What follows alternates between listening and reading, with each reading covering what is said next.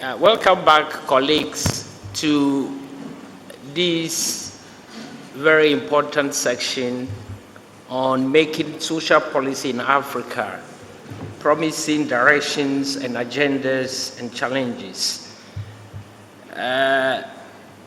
We have some colleagues who share their ideas and observations for this section. I am told we unfortunately had some challenges with Mr. Charles Abugre, who will not be with us, but nonetheless we have other colleagues here with us who will share their ideas with us. I'm going to be your chair. I am James Dzisah. I'm the head of the Department of Sociology, University of Ghana. I'm happy to be here and to meet all of you. Our first panelist is Mr. Levhoko Kesama. Kesama is a senior policy officer, Division for Social Welfare, Vulnerable Groups, Drug Control and Crime Prevention at the Department of Health, Humanitarian Affairs and Social Development, African Union Commission. He is a social development specialist with substantial cross-functional skills. He's a senior policy officer within the Division for Social Welfare, and he will be sharing his expertise with us. We also have on the panel Dr. Patience Goma Eko, a principal social economist with African Development Bank based in Abidjan, Côte d'Ivoire. She coordinates the work in the social sector of the bank in the West African region.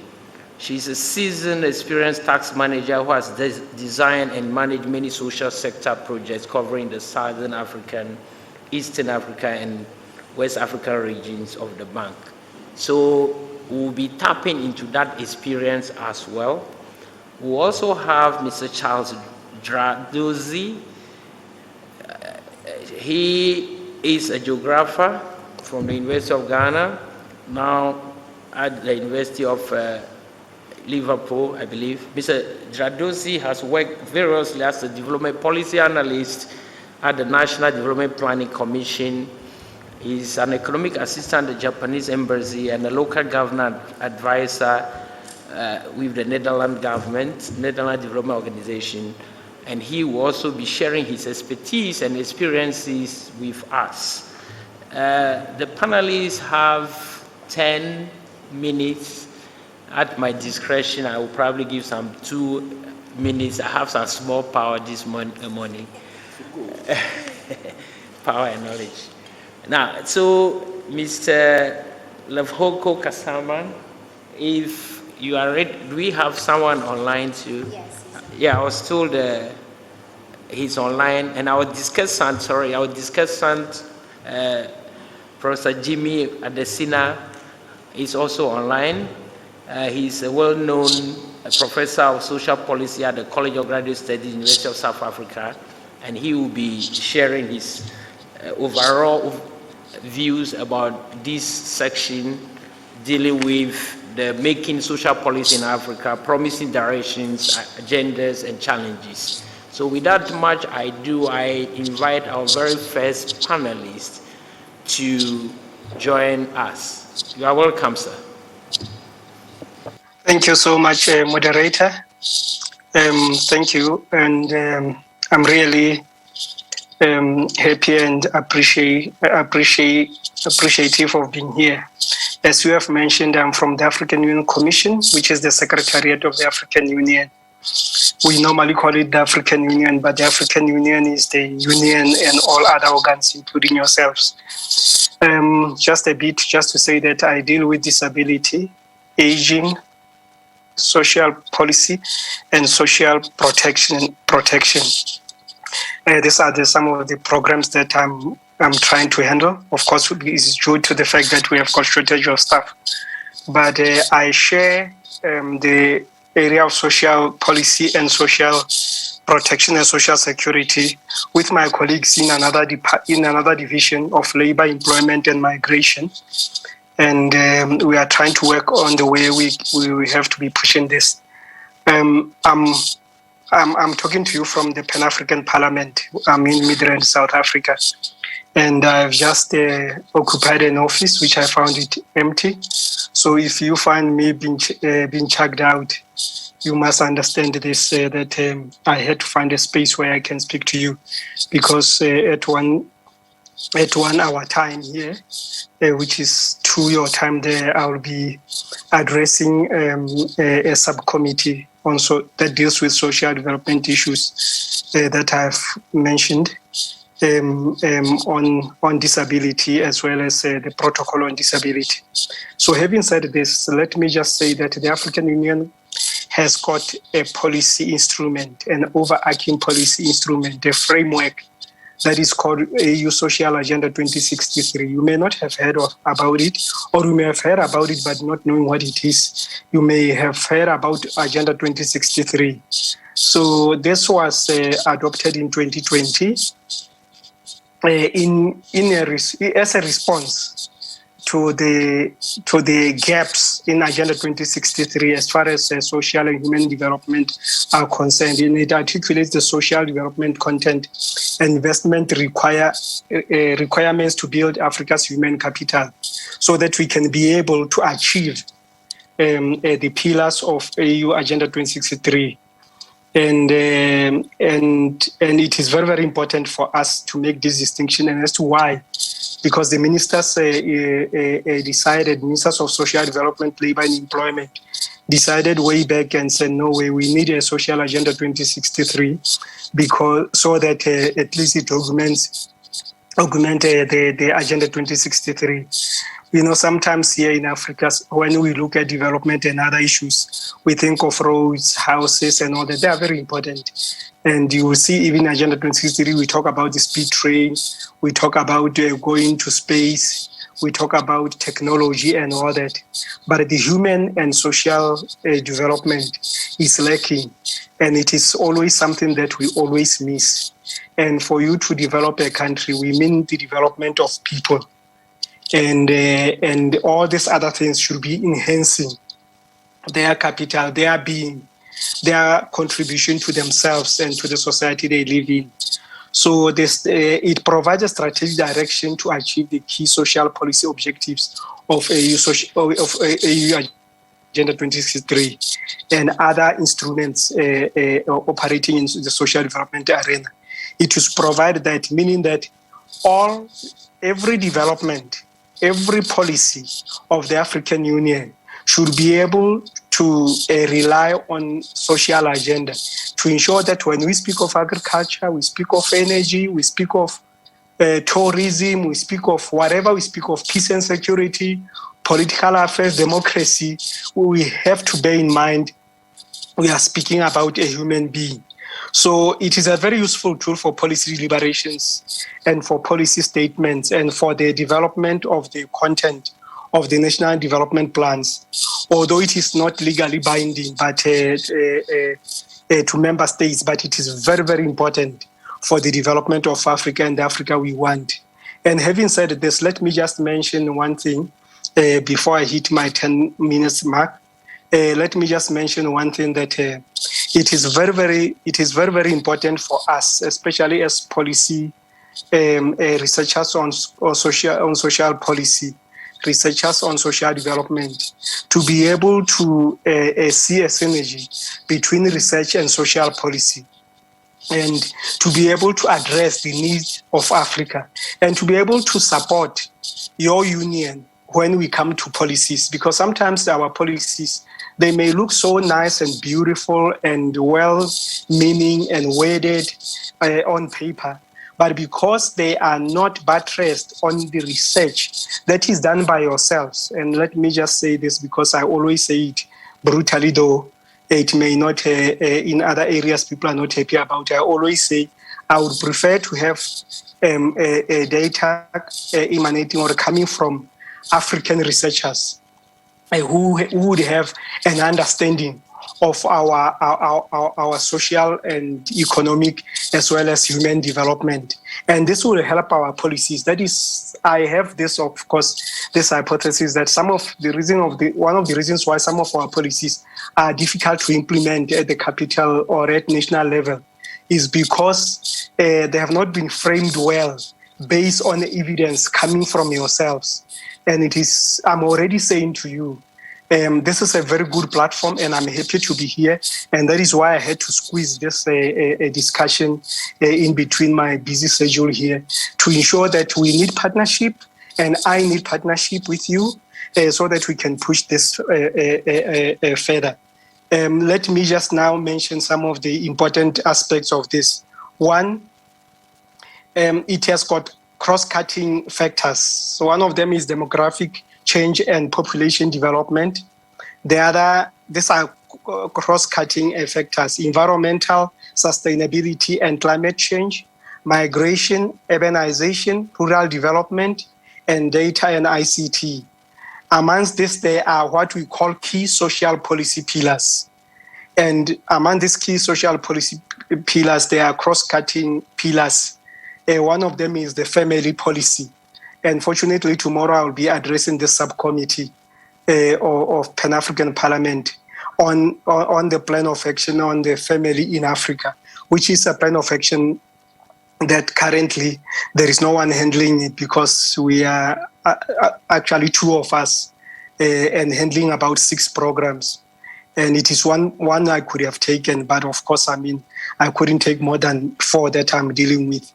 And it says that the family, I mean, it keeps the Africa should keep the African family together as a unit of support to its members, and is a unique a pillar in the sense that we still recognize the family as our source of sustenance.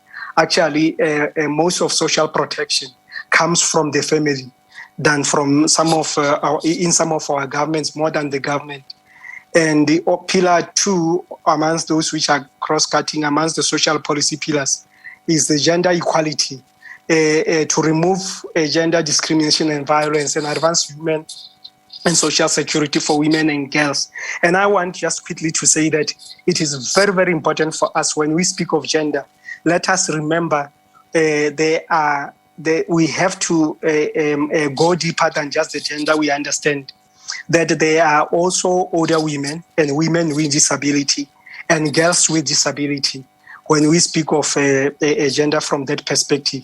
And there are also the very same women and girls who and the girl child, of course, from rural areas and from indigenous groups.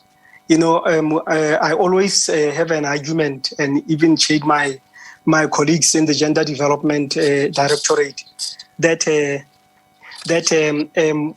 they need to look at gender beyond just the way we look at it. The other one is social protection. Now the pillars: universal access to basic societal services like water, access to quality and inclusive education, access to good and inclusive health and wellness. And these are the areas you may be interested in, and as researchers.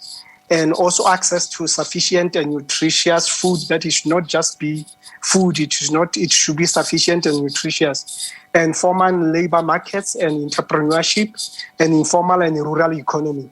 These are some of the pillars that you will find in this policy and framework. And it is very, very important for you to look at it. Of course, I will share with the organizers so that you look at it and have interest in the areas that you may want maybe to take further to research around them and share that information with the African Union and of course with me. And then so that when we now review some of our policies, we'll be using the data that you have, which is credible, which is well researched and all that, than just to be thumb-sucking some of the issues and also depending on some foreign researches. I want to believe that my 10 minutes is over. Thank you, Mr. Moderator. Thank you very, very much. You were right on time. So I'm told we have our next presenter also online, Dr. Patience Goma Eko. So if we can connect her so that we listen to her as well.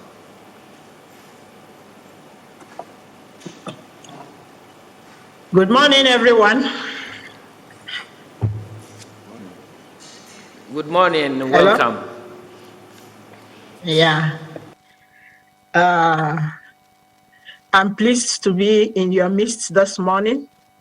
I work with African Development Bank. I am a principal social economist in the bank, and I cover the West African region. That includes Ghana. I don't know if I should go straight ahead to talk about what the bank stands for in the area of social policy and engagement with the African countries. Do I go ahead to do my presentation? And Yes, how many minutes please. do I have? Yes, please. You have 10 minutes maximum, but with leniency, I'll get to 12 minutes. Oh, thank you so much.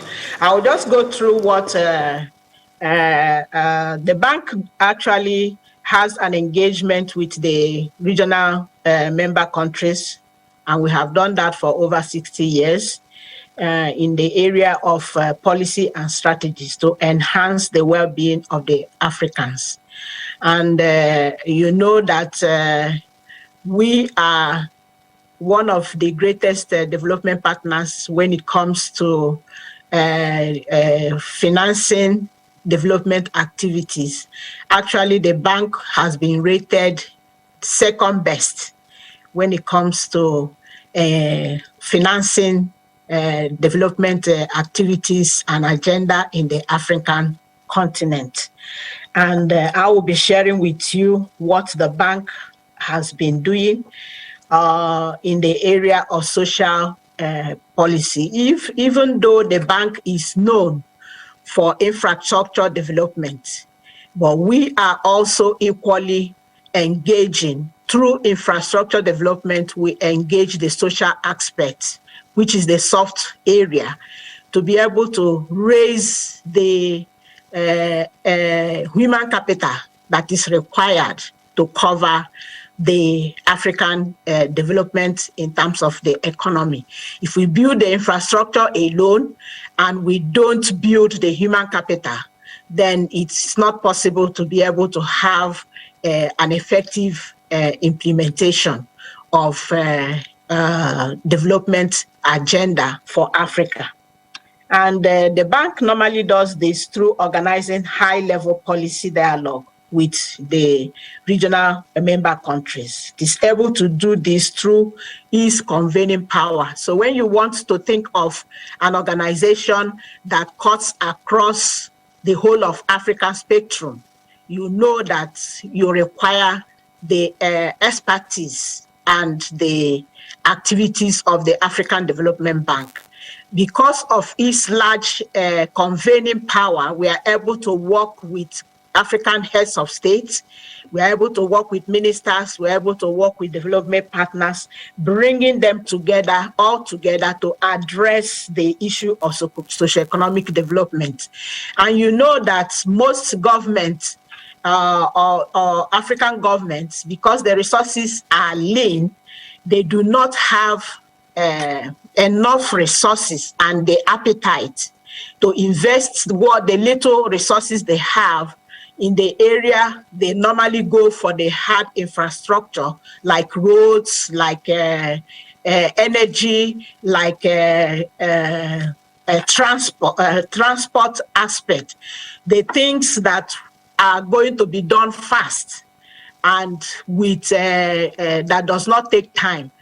But the building of the human capital aspect, which falls under the social areas, with the issues of well-being of the people of the continent that comes under social protection, where providing water facilities and all that. Most governments do not want to either take a grant or a loan to be able to do that.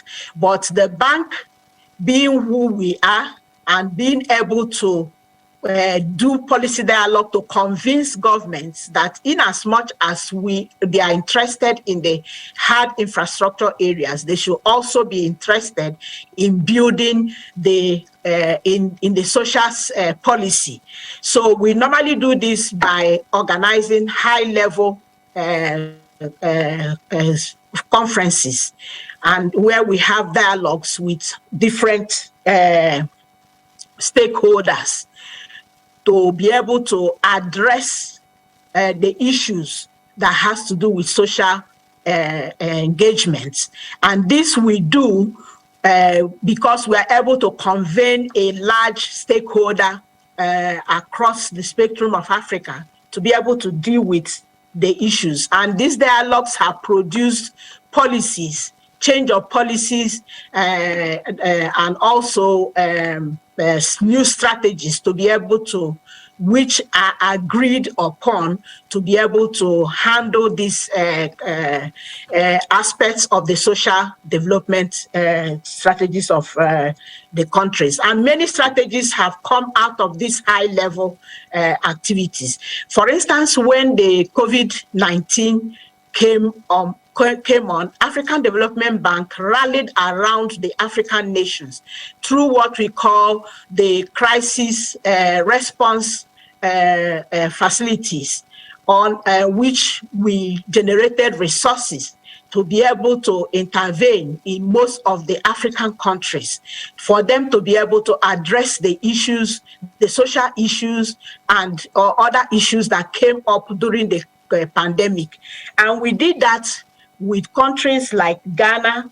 We did that with countries in the Western African states, the Southern African states, and the North African states. And between 2020, a lot of these projects were designed in collaboration with government and in agreement with government. And that dealt with cushion the effect, the social effect that the pandemic brought into the continent, especially the areas of health, resources,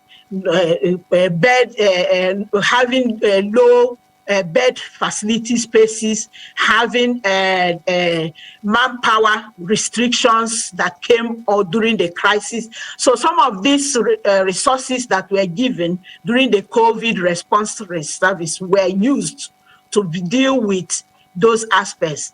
Also, the resources were used for, for instance, in Ghana, they were used to deal with issues of reduced tax rates, and water and electricity bills were paid, and then the employment that were affected, I mean the MSSMs that were affected during the COVID crisis, I mean the small and medium enterprises who had to close down because of lack of resources. Some of these funds that were given by the African Development Bank were used to cushion the effect for them to be able to revamp back. And the areas of school feeding, for instance, in Nigeria, some of the interventions during the COVID was that resources were used to provide food for the vulnerable children who, even though they were out of school, these monies were channeled to feed them at home while schools were closed. Also, the resources were used to provide cushion the effect of not being able for students to go back to school, and then it was used to introduce online technology learning for learning to continue. So the African Development Bank, as a bank, a forefront bank, normally work with other partners like World Bank, the bilaterals, the UN group. African Development Bank has that large partnership pool for collaboration and resource mobilization to be able to address issues that has to do with policies and strategies of countries. And we have done that with a number of organizations that collaborate and work with African Development Bank. And the resources that are generated, pulling our resources together, may not only in the aspect of providing financial support, but in the area of technical support, which we collaborate with other organizations and other institutions to provide for the African population that we have. So also the bank is, apart from mobilizing resources for the activities that should be done in the area of social interventions and in the countries, the bank is also a pillar when it comes to engaging the government in dialogue, governments of countries in dialogue, to influence their policy in such a way that issues of social issues are not neglected. We don't just go after the hard infrastructure areas and not delve into the areas that really impact the well-being and the livelihood of the people, who are the pillars of the activities of the country. So the bank works in that area. We all must agree that social policy is the heart of human security and human development. If we do not have our countries well-fed, if we don't have the people in the continent well-fed, then security, financial security and empowerment will be compromised. So that is where the bank comes in, to leveraging its power to address the social issues that compromise the security of life and property, because the youth, especially that are unemployed and underemployed, if attention is not paid to building them up by providing the necessary skills that are required for them to engage themselves in meaningful activities, or economic activities that would support them, then it becomes a problem and a challenge for them to be able to contribute to the economic development of their individual countries. Thank you, Dr. Eko. You've exhausted the 12 minutes, but I want to give you 1 minute or two to tell us, we are researchers and we are interested in how our work connects to what you do at ADB. So if a minute or two, you can just tell us how we can plug into your system to keep the research going, and how you also plug in to do the uptake of the research that we are doing. Thank you very much. Okay, thank you. I'll be very fast on that. African Development Bank is known as a knowledge bank. And an aspect of the bank that is critical to us is the aspect of research through economic sector works. Actually, before we are able to implement a new project, we must have had a study that is conducted that will show us where the issues are, where the needs are. And these studies are what feed into the design of a new project. So, and this is one of the policy of African Development Bank, so that the activities, the projects designs that we bring in are evidence-based. So this is very important to us.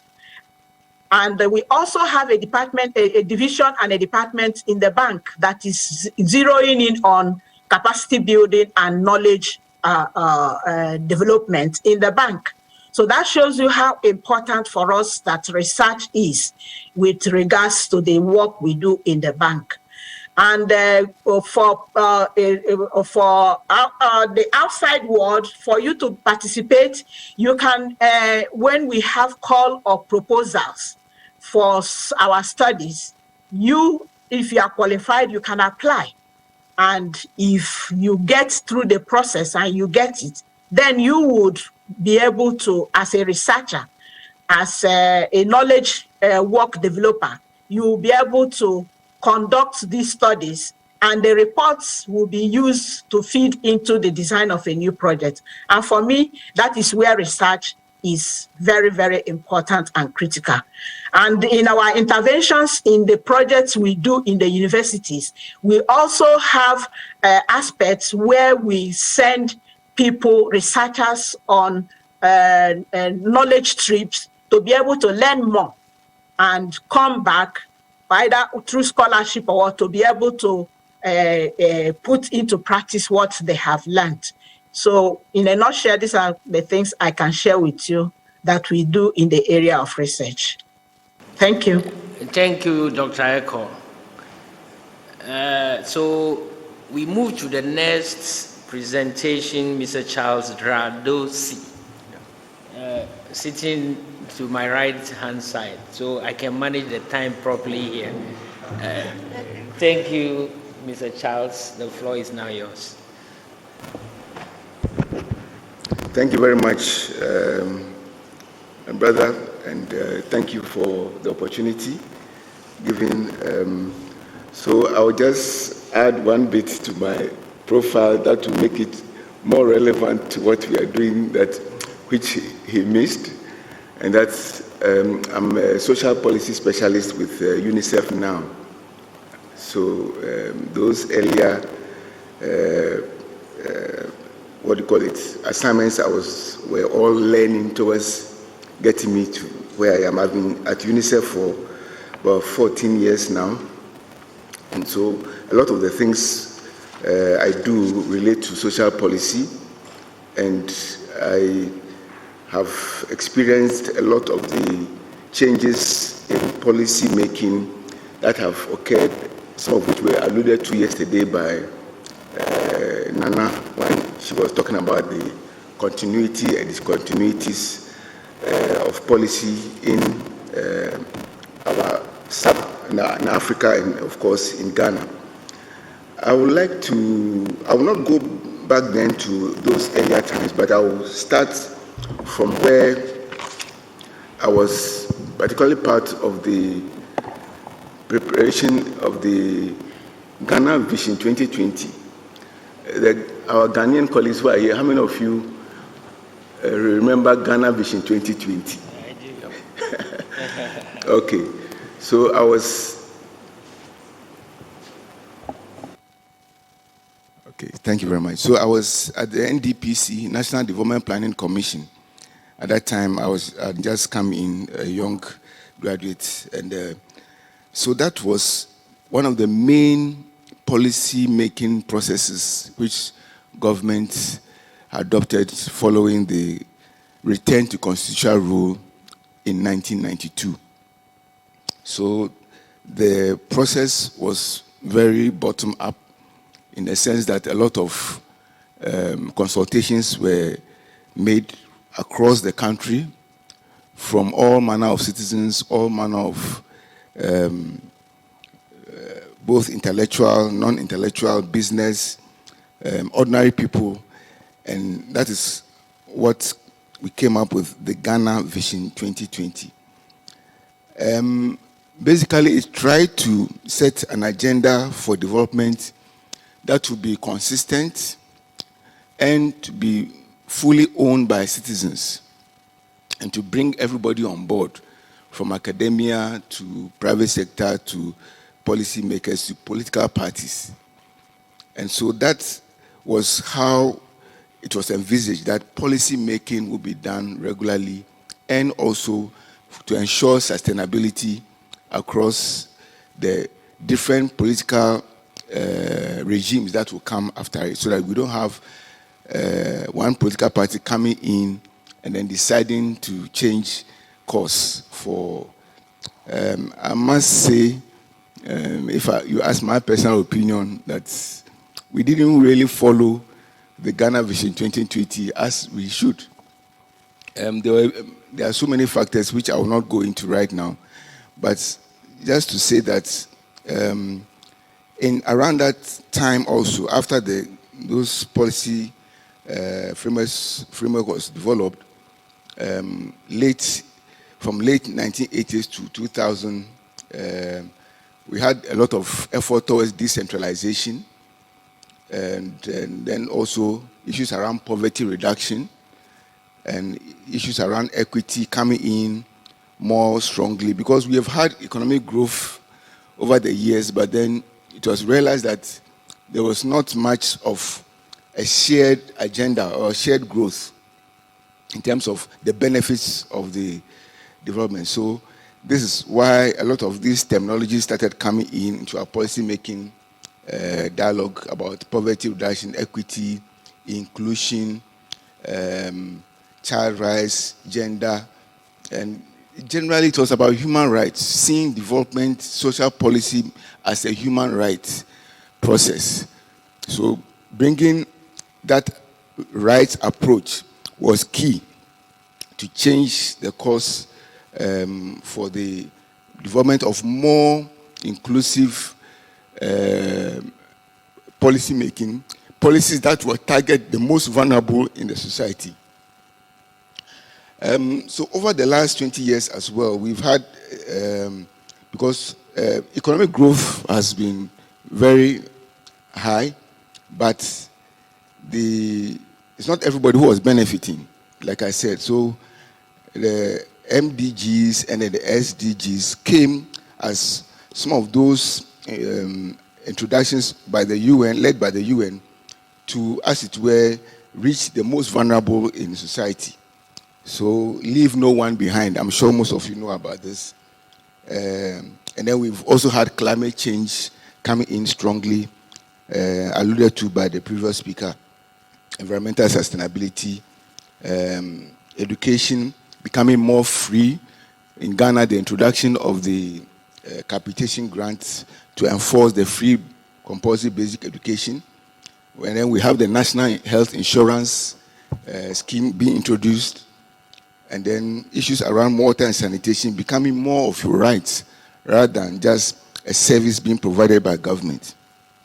And like I said, the UN and UNICEF have supported government all these years to ensure that these are very positive. These are some of the promising and positive directions being adopted. I'm sure at the end of the SDGs, there'll be another global commitment to do something like that. So I'm looking at the fact that there's a global agenda, apart from the Africa Agenda 2063, and these are the global agendas which help countries to be able to adopt and to implement very positive social policies in implementing, so that the most vulnerable in our society, especially children, will be catered for.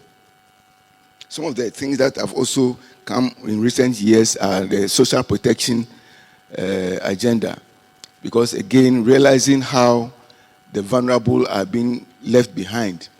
In Ghana, I'm sure, I don't know what is the current status, but for about over 10% of the people, the population are extremely poor. I think it is even higher than that, extremely poor. So with that kind of statistics, you need specific interventions to address. Unfortunately, social protection is still very, coverage is still very low in Ghana, and So UNICEF and the UN and other stakeholders have been really pushing hard to get social protection on the agenda. I'm sure some of you may have also heard about the IMF coming in, thinking of coming in to support Ghana's bailout program. And UNICEF has tried very hard to find a way to push social protection in the agenda so that social protection programs in the program will be protected. So we talk about the LEAP, the livelihood empowerment against poverty. And then we have the school feeding, which is also very critical. And so these are some of the programs that we think should be covered, no matter how the process goes. We have the National Health Insurance Scheme in Ghana, which is also critical for addressing issues of vulnerability, especially for the poor. But we've also been working around good governance, because without good governance, a lot of the things that we do will fall in the cracks, and citizens' participation is very important. I would say citizens' participation is very key to coming up with good social policies, because the citizens' involvement at the early stage of formulation and throughout implementation and monitoring is very key to sustainability and effectiveness of achieving the goals. I will jump some of this and go to say that there are challenges that we need to consider in going forward. We want to see social policy deliver equitable, efficient, and effective social services to the people, and that the impact must not be seen as a handout, that government is favoring you, government is being good to you, as sometimes we tend to see or hear when our politicians speak. But it should be a right. Social policy making and its impact should be a right for the citizens. The second thing I want to highlight is that there's a tension between homegrown and externally developed policies. Yesterday, Nana made allusion to the fact that some of those education policies are some of why the learning is still more looking outward than inward. And my father was a member of a committee which was designing the junior secondary school program, and he said much of what we are doing now was really watered down. It's not following what was originally planned. What was planned was that children will be learning about the social, economic, and environmental issues within their various communities, so that they will follow them, even if they went to a higher level, to maybe SHS or university, they will still come back one day and understand those issues more, much better, and be able to develop their own ways of addressing those issues. My time is good. Okay. So there's also a tension between economic objectives and social policy objectives. Some feel that we should go the economic first, and then the social will come. So we are dealing with those tensions, and that is why technical vocational training and skills development is low in Ghana compared to the academic ones, which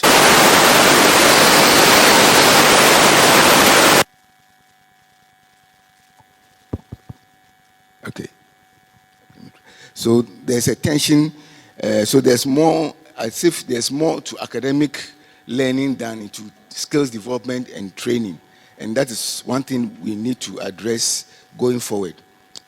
Then also the political aspect, political expediency versus efficiency and effectiveness of policy making.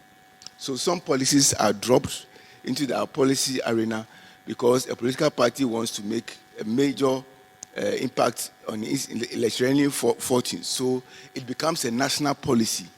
Whereas maybe if you look at it carefully, you could have done something different, or you could have managed it to make it more effective. My last point, sorry, is that UNICEF has been supporting the production and use of evidence. That is very critical, and I think if you want to partner us, the Center for Social Policy Studies is a good example, and Nana is aware. Creating fiscal space and efficiency in expenditure. We have been doing a lot of research and studies around this. Supporting social accountability is very, very critical. And then my personal thing I will leave is that we need to review the Constitution to be more development-oriented rather than political. What I mean to say is that the current dispensation is more trying to manage our elections and appointments, and it is not development-oriented. So that is why there are so many gaps, and if you are not careful, the social policy agenda that we have will always be thrown overboard and will not be able to achieve our goals. Thank you very much, and my apologies for taking more than expected.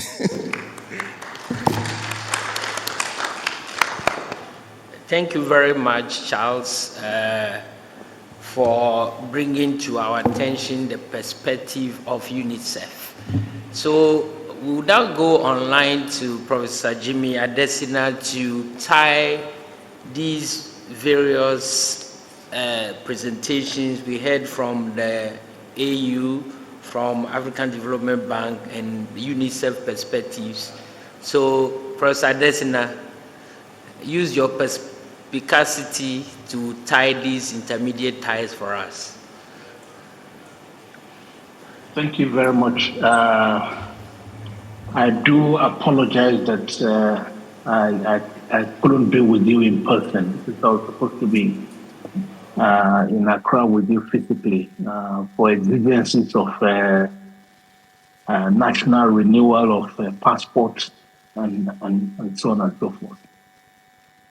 Look, let me say that what the common link with in the three presentations is the acknowledgement of the imperative of inclusivity, the need to pay attention to the social component in development and in the well-being of people. So we've had a use of inclusive, engagement, in pushing the frontiers of social policy. The idea of social policy, being a right in terms of inclusive access to water, health, education, nutrition, and so on and so forth. What I would like to draw attention to is the dissonance that is evident in what I'll call the rhetorics of international development actors and the reality on the ground. And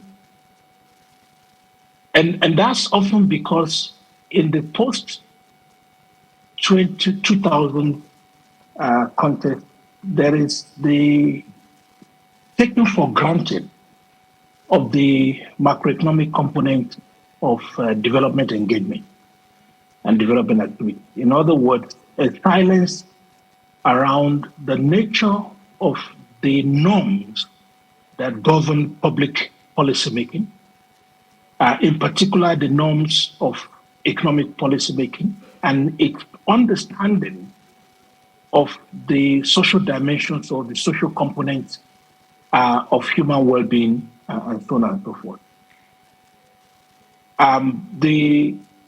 The AU Agenda 2063 has as its first aspiration a prosperous Africa based on inclusive growth and sustainable development. But I noticed that Lefoko, and the AU Agenda 2063 itself was largely silent about the AU social policy framework, which involved a lot of effort, in terms of mapping out, social policy engagement and so on and so forth. I link that to the focus of the research effort around GETSPA.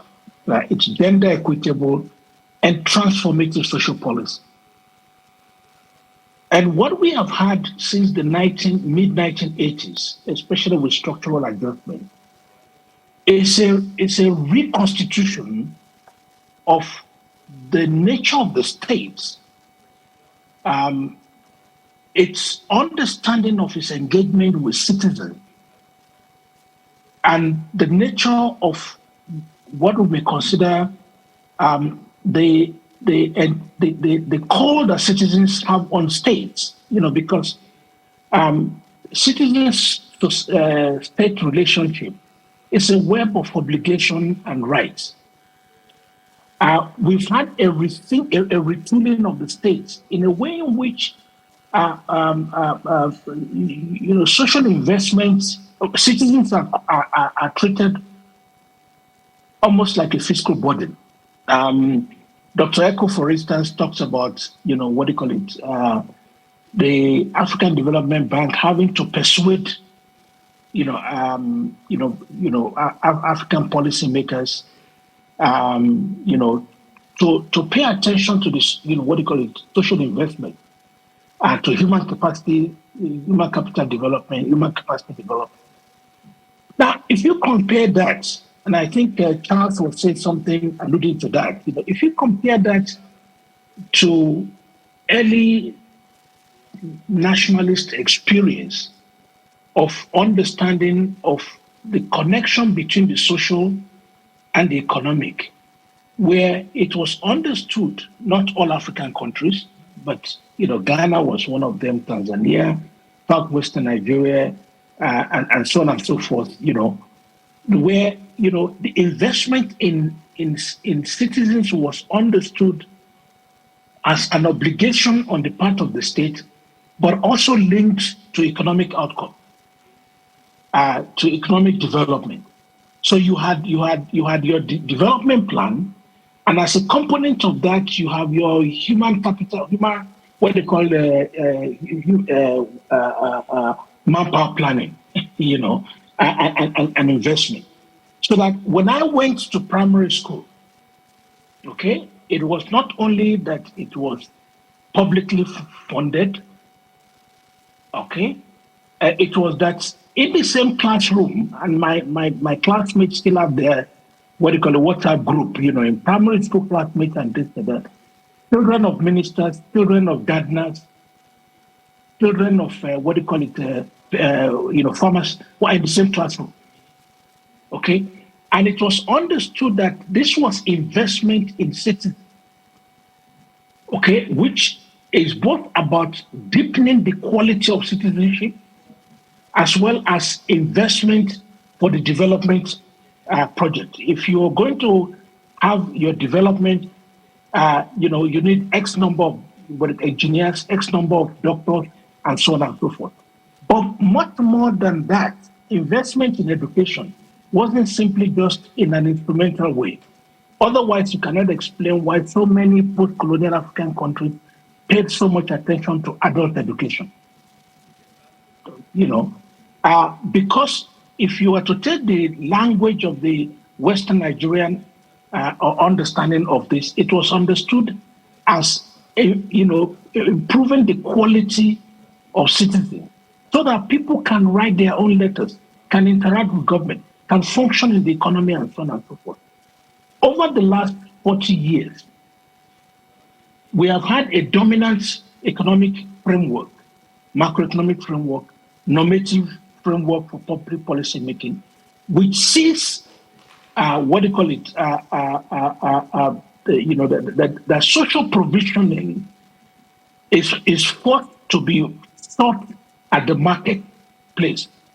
And only in the exceptional cases where people are not able to provide for themselves, demonstrable cases where they are not able to provide for themselves, when we talk about the deserving poor, do they expect public support? Now, the implication of that was that in countries like Nigeria, countries like Mauritius, countries like Ghana, and this and that, Tanzania and this and that, there was a wholesome understanding of social policy and its connection with quality citizenship and economic outcome. We have shifted from that to a system of what they call segmented, stratified, and segregated social policy. So that when we talk about state of public engagement or provisioning for citizens, we are dealing with essentially segregated social assistance scheme from health, to education. The idea is the private sector will provide, and the result is the exit of the middle class from public provisioning because of the underinvestment and the further degrading of public hospitals, public schools, and so on and so forth. In Nigeria at the moment, the universities have been on strike for the last 6 months. Now, the result of the segregated social provisioning system, which belies the whole claim about inclusivity, is that in fact the resources available to support people who are vulnerable is minuscule. So let's take as an example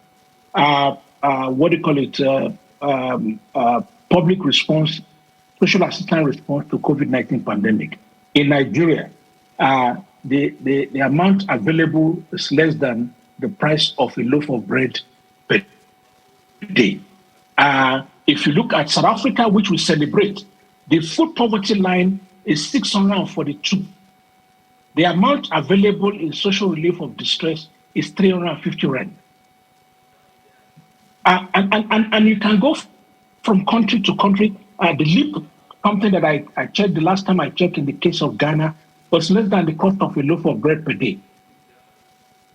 In other words, there's a need for us to rethink social policy away from the idea of being a residual mopping up exercise for market failures into one that returns us to the agenda of social transformation, where we retool the rethinking of the state. I mean, if you look at the cost of governance in Nigeria and what senators and National Assembly members pay themselves, and you look at the dearth of investment in public hospitals, public health, in something like that, it's enormous. So there's a need for us to return to a transformative take on social policy that is gender equitable. And for many of our countries, this is a return to the past. Okay? Countries do not invest in their citizens only when they become rich. Countries invest in their citizens as part of the process of overcoming development challenges and becoming rich. Mauritius, in terms of provisioning of education and so on, I mean, there's been a degrading of many of these things. But both Mauritius and Nigeria in the 1970s, Ghana in the 1960s, and this and that, the investment in public, education, public healthcare system, and so on and so forth. We don't talk about this anymore. And then we talk about bringing in, bottom of the pyramid companies to provide micro pension schemes to informal sector workers. So again, the focus of this project and the work we do at the chair, and the work started at GETSPA, and the work at UNRISD, and so on and so forth, is the need for us to fundamentally rethink our understanding of social policy to get away from the narrative of inclusive this, inclusive that, which if you take Martin Ravallion's notion of pro-poor, if you have development and there's allocation of 100 outcomes, and the poor get 5, and the rich get 90, and the middle people get, what do you call it, another 5. That's pro-poor for Martin Ravallon. That cannot be the basis on which we can think of a re-engineering of Africa and a delivery, because the level of poverty, the level of, and the state collapse that we are beginning to see as a result of the neglect of citizens.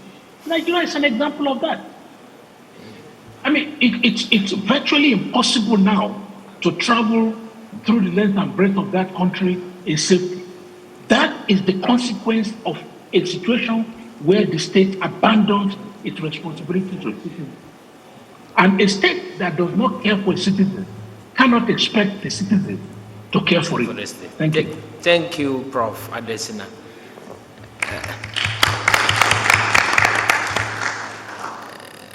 Just in time. So I'm going to open up for 5 minutes, or we take some few questions. Do we still have our panelists up? The focus is not there, but we have everybody else. Okay. So let's take some questions from across the room, from our colleagues to our panelists. Charles is here. The rest, at least we have Dr. Akua online. Lofoko told us he was going to a meeting, so he's not with us. Yeah, so the gentleman facing me. Okay, I need to go to Parlons Français. So please go ahead. Merci de me passer la parole. Je suis professeur Meva Dominique, maître de conférence à l'Université de Douala et responsable du cluster Cameroun, RDC, Gabon. Ma question porte sur l'intéressement de vos organisations par rapport à ce projet. Nous aimerons, est-ce qu'il n'est pas mieux pour vous de formuler concrètement vos attentes afin que nous puissions les intégrer autant que possible dans le projet et que les résultats vous soient davantage utiles, non seulement sur le plan théorique et des rapports, mais que cela puisse être opérationnalisé dans vos différents programmes. Justement parce qu'il n'est pas évident de mobiliser autant de pays, autant de chercheurs autour des questions de politique sociale. C'est une question transversale à tous les intervenants afin que ce projet soit opérationnalisé dans vos différents programmes.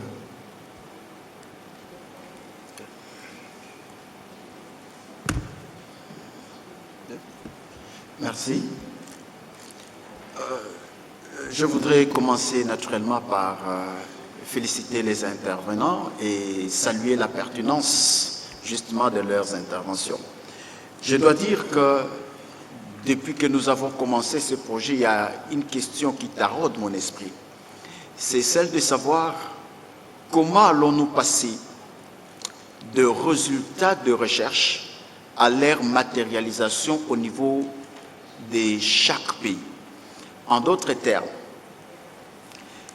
quelle est la procédure qui va être suivie et comment les décideurs vont-ils s'approprier de nos résultats pour enfin changer leur manière de faire?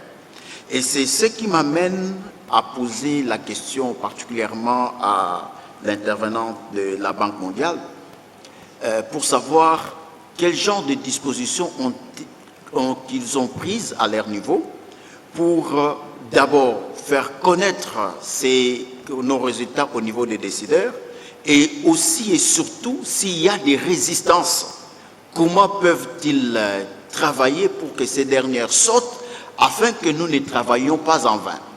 Voilà ma préoccupation. Merci.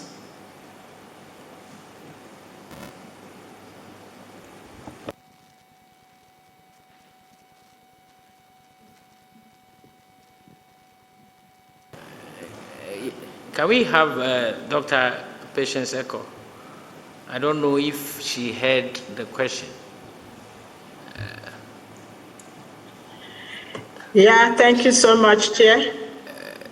I did hear the question that was raised by the gentleman.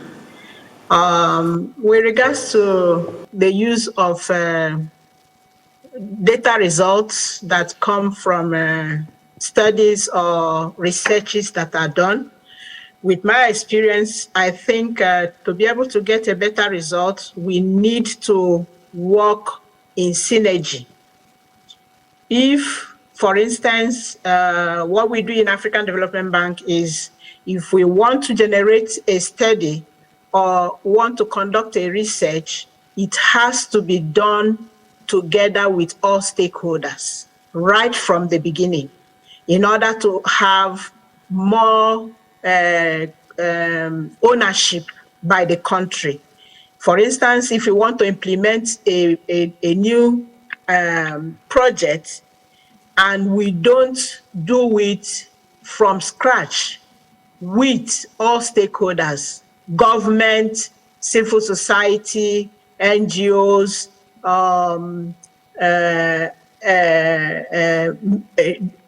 ministers and ministries, everybody has to come on board at one point or the other to be part of the process.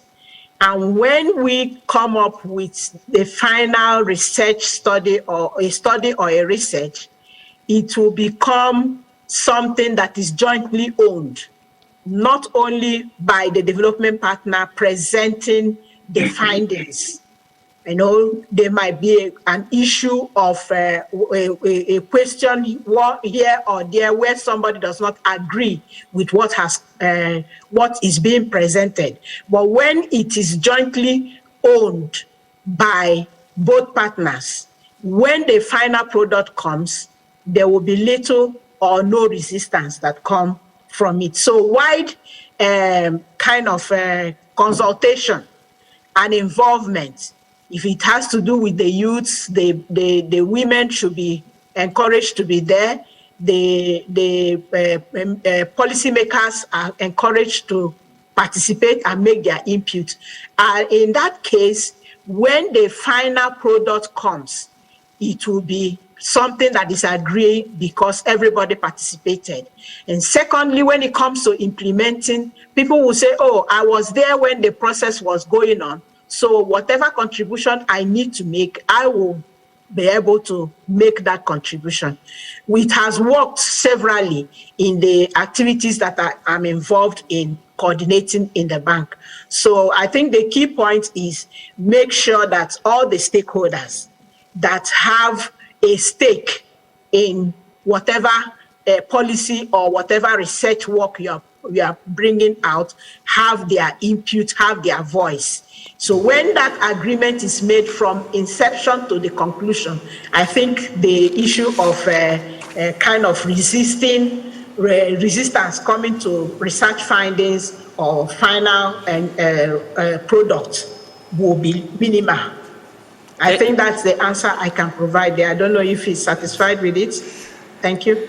Thank you very much. Are we doing well with time?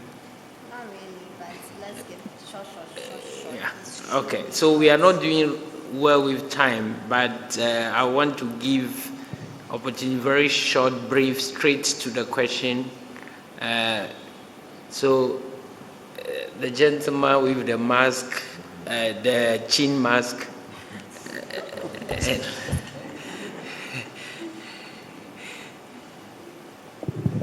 Thank you so much, Chair. I think I will be brief. And I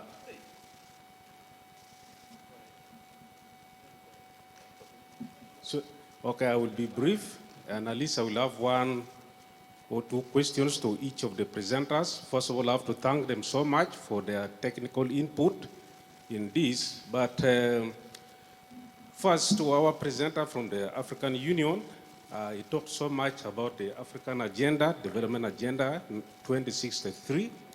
But what he said, which discouraged me so much, is that this document is not legally binding to the member states. So you see now that is the issue.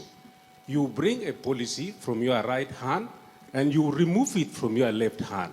If it is now not legally binding, why is it there even in the first place? So that's one issue. Two, he said that some of the policies that we have today, the social policies, are not effective because of lack of evidence-based data from the Africans, from us. But I want to say that I think if we don't change our mindset as Africans or African leaders, I think the issue is not the lack of evidence-based data, because even our being here is a consequence of having evidence-based data, what we are presenting.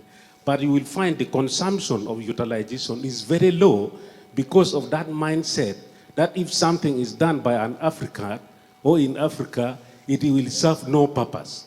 And that's why you hear and you see African states hiring expatriates to come and do research. What you do by a foreigner is what is normally implemented. I can tell you, I did in the last 10 years, domestically kind of funded projects on disability. But none of those have been implemented, even when we write research briefs to the responsible ministries. But one which has been done by a foreigner has been implemented. Two, to the World Bank colleague, he talked about that they have had crisis response facilities to most of these member countries he's dealing with, to deal with issues on health, education, and so forth. But I hope she's aware that most of those, the funding or whatever has been provided, don't even have any impact on the people on the ground, the very target population that should have been considered during COVID-19.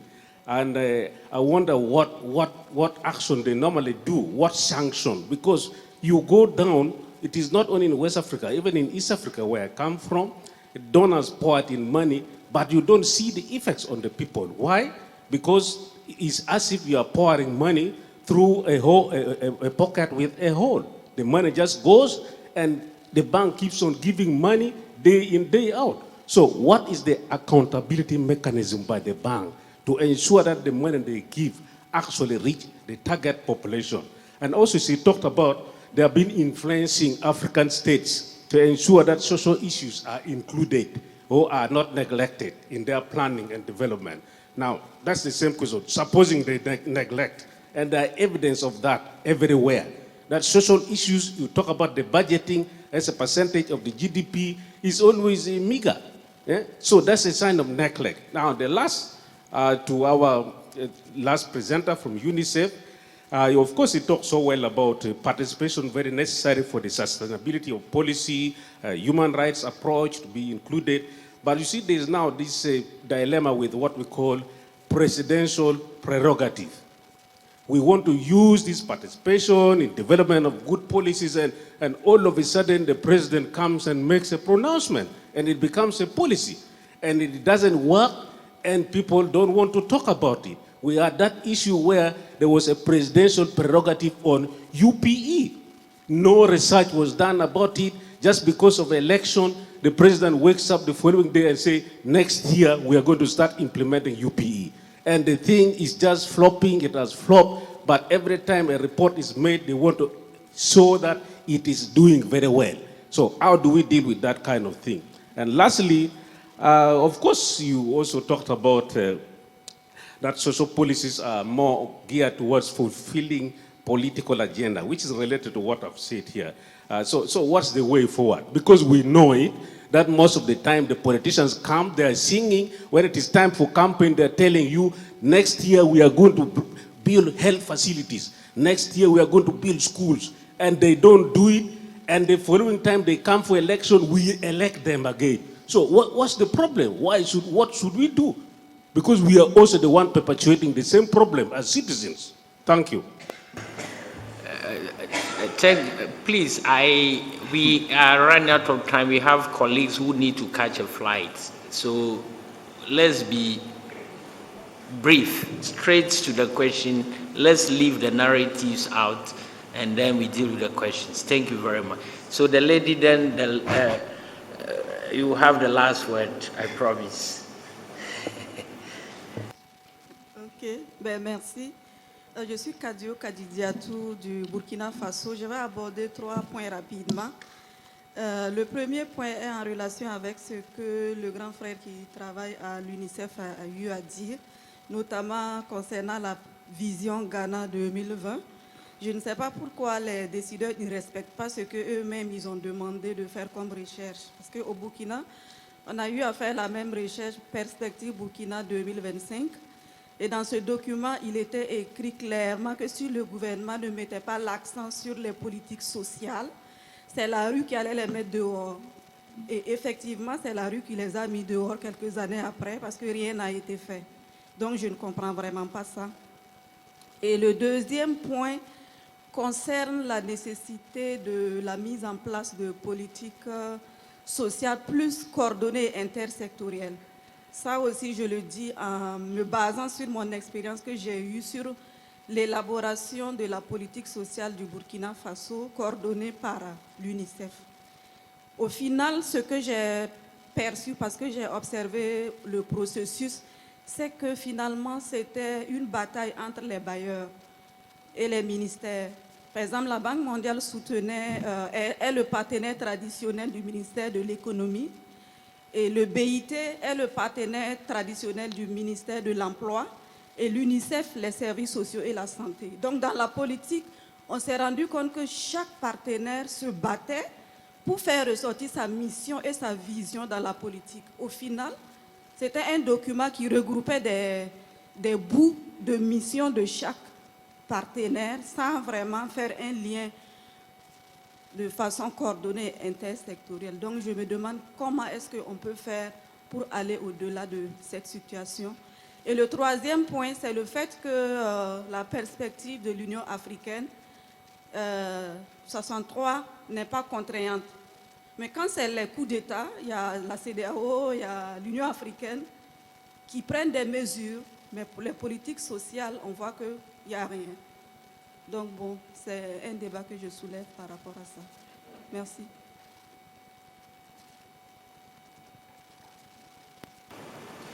Thank you very much. Please, I promise you the last word, and I know the last word is always short. I will try. So thank you for the presenters. Yes, I want to stress in one point that the continental coordination and regional coordination. Because despite the fact that we have the African Union and many regional organizations like IGAD and others, but I think we have a lack on this. Since that, as African countries, we don't have this kind of physical borders. So sometimes a country like my country, Sudan, is used to pay its the geographical location. So things coming on board, like I want to give like 2 examples that I think they are very clear, and I think our brother from UNICEF, he knows this is very well. We have the problem of the child soldiers that coming to Sudan from different countries around Sudan, like neighbors. So, and we don't have this kind of coordination of the social protection policy between the countries. And others, that the problem of the human trafficking, which is, we have this issue, and this is also brought a lot of problems, like the education of the refugees, which is, we have this dilemma in Sudan right now. It's still that, despite the fact that Sudan is obliged to the CRC, and should provide the education for every child that arriving Sudan, but still we have something that is a lack of coordination between us and Ethiopia, for example, that the source of the human trafficking to Sudan. So I think, I don't know, and this is a question for me also, is just mention the point of my brother from Uganda, that the African Union used to do 2 summits with a lot of policies and policy brief, but I couldn't see that kind of coordination and harmonization at the implementation level. Thank you very much. Thank you.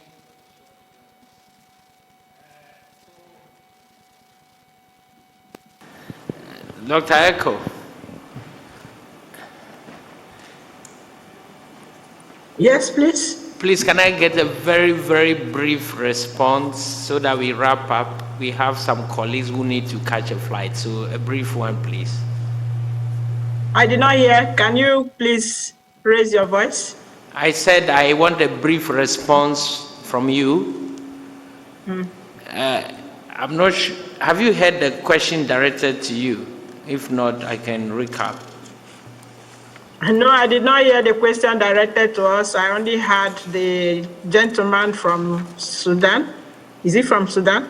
Yes. Talking about the child soldier issue. Yes, I'm from Sudan.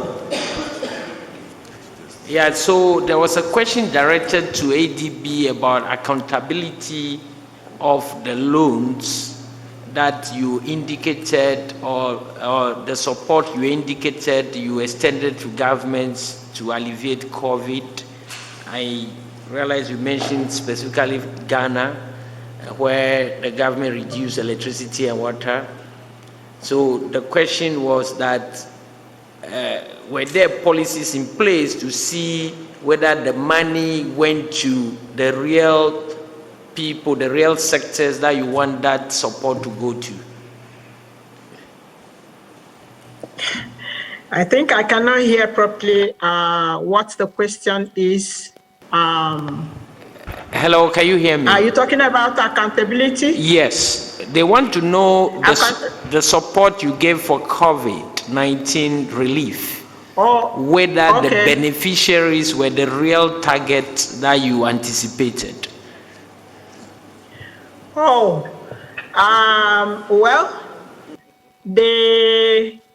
for us to be able to know how the process was executed, we normally do what we call the project completion report.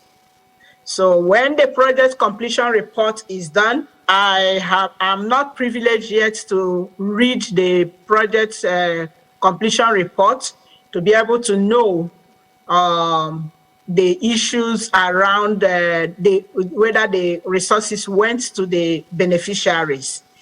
But I do know that the bank has its system. After the project completion report is done, we also have the independent review mechanism that goes also to track the process of using the project completion report to be able to identify where the number, we have the log frame. When you design a project, you have the log frame where you indicate the number of people that will the number of beneficiaries that are targeted. And this log frame is what is normally reviewed at the end of the project process to be able to know whether the targets identified at the beginning of the project has been met at the completion rate. So this is an accountable, a system for accountability. So when you want to really know whether the bank wants to know or the government wants to know or any individual, because it's something that is accessible, an assessment that is accessible by anybody that is interested in knowing. So that's when the project completion report is done, it's normally published. When the independent mechanism review process is also done, the assessment is made public.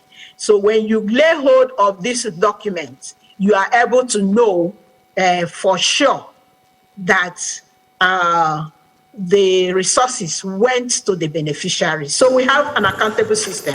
Thank you. Which anybody can look at. The questioner also wants to know if there are sanctions that are imposed on these countries if they don't follow the processes that you described. Of course, there are sanctions in that if it has been proved seriously ascertained that the resources were not used for what is supposed to be used for.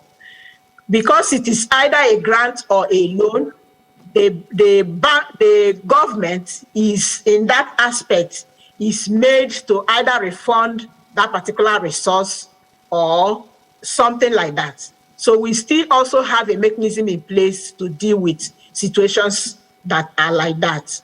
With African Development Bank, we do have that process. When resources are not used for what it is meant for, it's either the government is made to refund depending on what it is, or the bank would decide what should be done. Thank you very much for joining us. We appreciate your time and your input and perspective. Thank you very much. Now we'll come back in-house to deal with Mr. Charles to answer the last question, then I will hand over my task to the conveners. Okay, thank you very much. Since I'm not privy to the issue about the coordination around the child trafficking in your country or that area, I can only speak to what we do here, in the sense that we have a regional coordinating office, that's the Western Central Africa region, which has an eye on all the issues around child trafficking and child abuse and child marriage, all those things that, so they all come together to design programs that reach out to these children. So at the national level, we take a lot of inspiration from the regional office, and that is how we use. Right now, we're having an interregional collaboration around the issue around the Sahel, the security around the Sahel. So UNICEF is part of that discussion, and even the broader UN family, they are all concerned, and so they are all making a lot of coordinated effort to address. I know there's been even a joint proposal to work together to address those issues. So it is important. Yes, coordination is important. If there is, then there's a problem. I'll just add some of the issues raised about the political interference in policy making and hijacking of policy space by political leadership. That's a very difficult one, because all that I would suggest, and I think I suggest that we need to review our constitutions to make them more answerable to the people rather than to political parties and their manifestos. If we are copying any system of governance in the West, we should know that their systems are stronger. And when Obama came to Ghana some time ago, he said we should build strong institutions, not encourage strong men. When you can have a strong man, but if that strong man goes away and the institutions are weak, you have some of these problems where policies can be thrown up anytime, anywhere on the political platform, and then the citizens start struggling with it. And that is not good enough. Thank you very much. Thank you so much for your support. I would like to bring this session to a close. I think what we are taking away is that we at the research end of activities are doing our bit, but the uptake of what we do is difficult, in the sense that some of these agencies have their own in-house research that are not connected to what we are doing. So there is this kind of disconnect or dissonance, as Professor Adesina put it. And my advice is that we cannot lose hope. We still have to do the research, that we have to put our research there. If we don't do the research and we do the criticism, no one will take us seriously. So thank you very much. I want to hand over now, and I'm very grateful. Thank you. Thank you so much. That was really nicely done.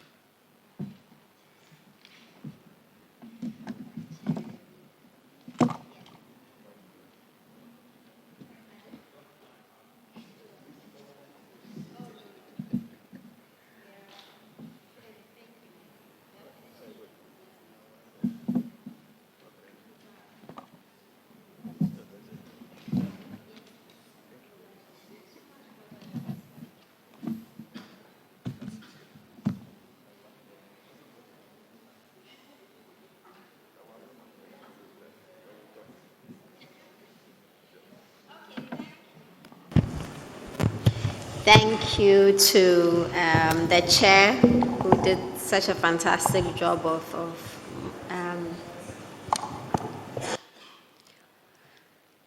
facilitating that conversation. We are really also grateful to the policymakers who made the time to come. As the chair said, as James said, it's clear that we need to go beyond the research that we are doing to see how it can matter. And as it happens, that is exactly one of the big agenda items, if you like, for the next phase of GETSPA. So this is a good segue. So we are continuing with the business meeting, trying to finish up before lunch. We did the first part about what worked, what didn't work, ideas for moving forward. I would like to just share with you our thoughts on what 2023 and beyond might look like, and also invite your comments, your feedback also. I'd like to acknowledge that we have a number of the advisory board members here.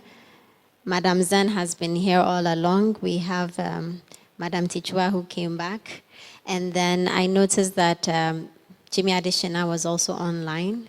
And so just be assured, and I think Georgie was online, so be assured that there are, apart from the two of us sitting here, there are other people involved in the oversight of this project who are also listening in on your feedback. So for 2023 and beyond, these are our thoughts, and this is what we have proposed to the funders. We are waiting to hear back, but these were some of our ideas. We had all said, and you've reiterated this morning, that publishing these findings, this research that we've spent a year and over working on, is really important to you, and it's also important to us. And there are many different forms in which we can make sure that the work goes out to different audiences, including to policymakers who really do need them. One is that we'll put them out on the website so that it's freely accessible. We have put in the year one contracts already that would like to see policy briefs from the country reports and also from the synthesis reports. We have encouraged, and we will continue to encourage, journal articles from these. There are no restrictions on your publications. You are free to choose when and how and in which outlets you want to publish them. I think the only thing we put in the contract is that we would like GETSPA to be acknowledged as the funding source and the projects that inspired the research. We had also said that we wanted to commission issue papers. For year one, we only managed one. That is what Charles Abugri presented yesterday. But going forward, we certainly want to have more issue papers. And some of the presentations done by the technical team members on informal social policy, on catalysts for change, colonial legacies of social policy, are some of the issue papers that we have in mind, but certainly we would want to encourage more. So these are basically outputs from year one that we realize now we need more time to finish. So that's what we've proposed. But in addition, we have thoughts of doing an edited book that will bring together the findings from around the continent. I don't think we have any publication like that that brings insights from social policy from different countries. So that's also very important.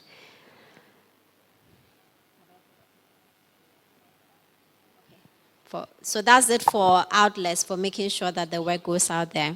Or in special issues of journals also. So these are all different ways we want to push the work out. Moving forward also, we want to do more research, because that's what we do, we are researchers, but with a different orientation.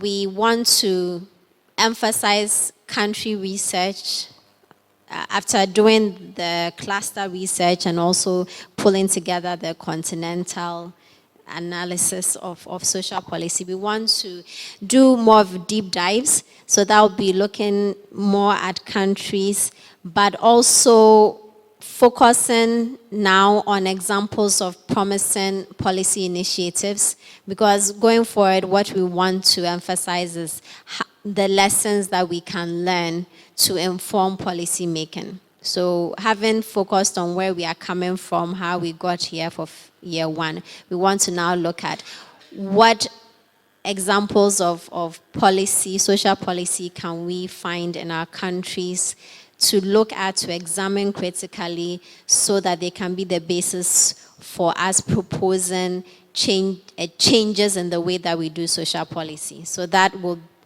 is in terms of further research. It's more deepening what we have found rather than going off into new areas. In addition, we want to come back to our aspiration to have a really solid, expansive network of researchers and organizations involved in the social policy process, whether as researchers or practitioners or policy advocates. People who are committed to, as Tekwa said, rescuing social policy on the continent. That's something we want to do, and the third agenda item is to talk more about what that might look like, how we can go about it. But it's certainly an important feature of our proposal. We're going to have more postdoctoral fellows. We also want to revisit the repositories, the online resources that we mentioned. We reached out to you a few times to give us material, but we're all very involved in finishing reports and so on and so forth, so we didn't get a lot of information. But in year two and beyond, we want to make sure that that is a resource that is available to us and to a wider network of people. So these are the ideas that we have. Have I missed something? Okay.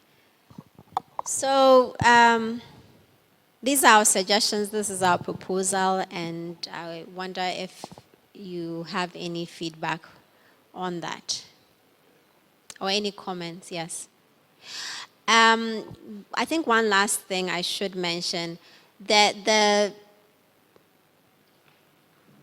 this will, like in the first phase, involve calls for participation. We don't want to assume that everybody wants to continue with the project or with the new agenda we are proposing. So just like we did in the first year, we'll have a call for proposal so that people can let us know how they want to engage with this agenda, and then we will continue with that group of people, which obviously we hope will include many of you here, but might also include a few new people. Okay. Yes, please.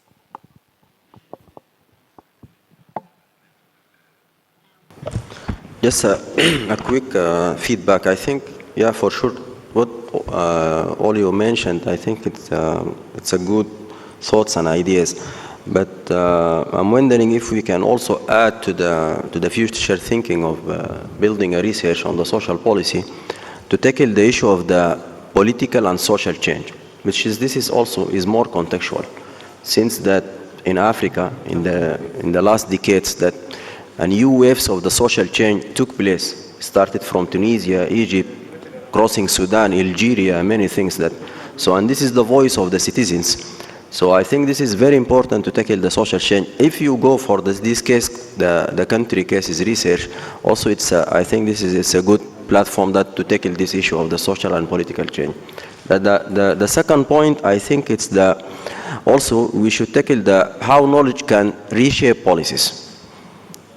Because I think this is also, it's a new aspect that coming after this kind of the movements and the social change in many countries. So we should focus on the new knowledge that, since that all of the people that right now they have accessibility to knowledge from different sources. So the knowledge, how the knowledge can influence the policy making, and how knowledge can also reshape the social policy in our countries is very important to test and to examine this aspect. Thank you very much.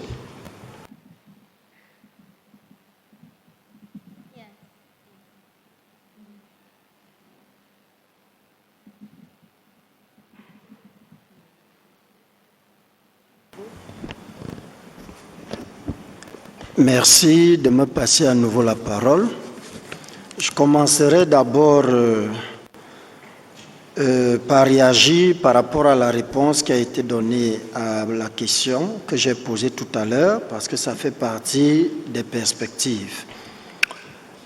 Sur ce point, une fois de plus, je féliciterai l'équipe projet, parce que ce projet a été conduit, je peux me tromper, mais selon les règles, ce projet est conduit selon les règles de validation de ces organismes internationaux.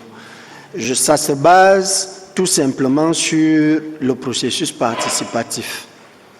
Donc, nous avons fait des conférences de restitution pendant lesquelles nous avons reçu les remarques des différents acteurs et on a intégré ces remarques dans les rapports finaux.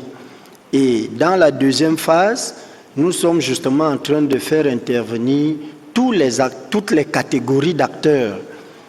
Je veux chuter en disant, sur ce point, il est important, je sais que c'était déjà prévu, mais de faire un plaidoyer, en plus du rapport qui devrait être naturellement envoyé, qui est prévu, je le crois bien, mais faire un plaidoyer afin que ces organismes se rendent compte que nous avons intégré leur processus et question pour eux de ne plus juste intervenir comme ça, mais de voir comment intégrer structurellement le projet. On ne perd rien à le faire. La deuxième intervention concerne ce qui a été évoqué. Je commence avec les publications. Lors d'un séminaire, j'avais eu à poser cette question. Heureusement, nous avons la réponse, mais nous aimerons que la réponse soit davantage précisée et détaillée. Donc, le projet fait la promotion de la recherche, il faut clarifier les conditions. En plus des articles issus de nos recherches, est-ce qu'il y a la possibilité de lancer, par exemple, les ouvrages collectifs où on invite les chercheurs du pays, voire même de l'étranger, à publier dans la thématique et dans nos différents pays. On peut même avoir des initiatives sous-régionales où on invite d'autres chercheurs à soumissionner des papiers et on publie un ouvrage collectif dans le cadre du projet, ce qui sous-entend un quelconque accompagnement. Il peut également avoir, est-ce qu'il est possible d'initier des colloques, par exemple, Marie-Foll et son équipe, il y a eu un colloque du côté du Canada, on a intervenu, on a porté main forte, mais le Canada, tout est subventionné là-bas, ce qui n'est pas très évident pour nous en Afrique, alors qu'on aimerait aussi promouvoir cette thématique à travers de telles initiatives comme le colloque. En ce qui concerne le réseautage, il est vraiment très important de comprendre la nécessité, pour inscrire ce projet dans la durée, d'amener les équipes pays à se structurer en groupe de recherche. Pourquoi c'est important? Nous nous heurtons actuellement dans cette deuxième phase du projet à la constitution de ce qui est appelé comme blog, mais en fait c'est un diminutif du site, c'est un site. Ça a déjà été évoqué lors des échanges en web. Il faut héberger, et l'hébergement, c'est chaque mois qu'on paye. Il faut le nom du domaine, ça se loue par an, et on ne va pas créer tout ça et laisser que ça disparaisse après. Il faut même déjà assumer les charges de cette première année et les charges des années qui vont suivre. Ça veut dire quoi? Si cela est géré par une structure, une institution, comme un groupe de recherche, on est sûr de la pérennité par rapport à si cela est individualisé. Voilà l'un des avantages des groupes de recherche, et je commence déjà à poser donc le problème que nous avons déjà dans le cadre de cette deuxième phase. Sur ce, je peux m'arrêter là. Okay. Thank you. It may be translation, so I hope I didn't misunderstand, but working backwards, your point about the blogs. So we have a website, which is still in progress. It's one of the things that has been slow, and it's hosted by the Institute of African Studies. So it's a permanent website. There is no danger that it will disappear after the project, even if we don't get funding. So if one of the concerns was about the continuity or sustainability, that shouldn't be a concern. The other comments you made about publications, we have said, I think quite clearly, and it's also in the contracts, that you are free to publish from the research that you have done. We are academics ourselves, and we are very much dedicated to the free dissemination of knowledge. So we have not put any restrictions. It occurs to me that some of the comments that have been raised, maybe what we need to do is keep on reminding people about what is in the contracts, because we did say this very clearly in the contract that there's no restriction, so you are free to publish. We have some ideas about co-editor books, and then we'll invite that. So we are not restricting what you can do with your research. If we ask you to contribute to a co-editor book and you don't want to, we are not going to. We can't compel you to, or we are not going to compel you to, would encourage you to. So it's your research. We just want the project to be acknowledged and the funders to be acknowledged. That's about it. So maybe we should share, Esther, share that part of the contract again with people just for clarity. And as you have done now, if there's any lack of clarity about anything, we certainly encourage you to reach out. I keep forgetting things. That you made a comment about international organizations. Thank you so much. The only organization that funded this was the Open Society Initiative of West Africa. The people we invited from UNICEF, ADB, and so on, AU, are not funders of the project, and they did not review your work. So, and in fact, Open Society has not tried to get into the intellectual process of doing the research. They've been very hands-off, which is what we want as researchers. We want the academic freedom to do our research. So I just wanted to clarify that. We brought in the policymakers because we are thinking in 2023 and beyond that we need to make sure that we understand how these folks work, so that the work that we are doing can have some chance of influencing what they do, because ultimately that's what we want to do, right? We want to transform social policy making on the continent, and we can't do that without understanding how policymakers and practitioners work. So that's the reason that we invited them and they were here. So just to add something very small, I think since yesterday there have been a few comments around clusters being able to meet, clusters being able to publish their work, clusters being able to, I think that is all very useful. The comments do come across as though there is a restriction or there is some, what do you call it, embargo. No, there is nothing like that. And I think it's good that Nana Akua keep talking about, well, let's go back to the contract. We've been quite flexible on that. Let me say that even though we are thinking of edited volume, project-wide, continent-wide, Pan-African in nature, and we are also thinking about special issues, project-wide, continent-wide, Pan-African in nature, it is okay if one or two clusters within your cluster, you feel that you have enough material to engage in, let's say, an edited volume or a special issue with a journal. I don't think there is, for as long as you acknowledge that this is actually coming out of the GETSPA project. Because even for a single country, doing 4 sectors or 4 areas, you really have a half of a manuscript already. And thinking about the fact that some clusters are 3 countries, others are 4, there is a lot of material to go around. And the reason this is important, and we will encourage you to do it, is that the more knowledge we are able to put out there about social policy, the more the possibility to rescue social policy from the current marginalization will be possible. So by all means, it's your work. Now it's at the stage of reports. There are different styles of writing different things, whatever you intend to do. And we are happy to be put in the known. I mean, we are not demanding, but we are happy to be put in the known that, the Mano River cluster is doing a book project or is doing a special issue, or the South African cluster is doing ABC. Once we know, we can speak to it, we can boast about it actually somewhere. And so please feel free and let us know whatever you want to do at any given time. Thank you. And in fact, even the language that you can use to acknowledge the project and the funders is in the contract.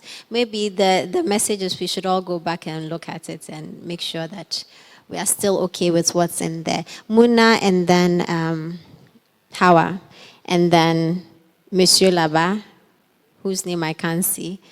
Yes.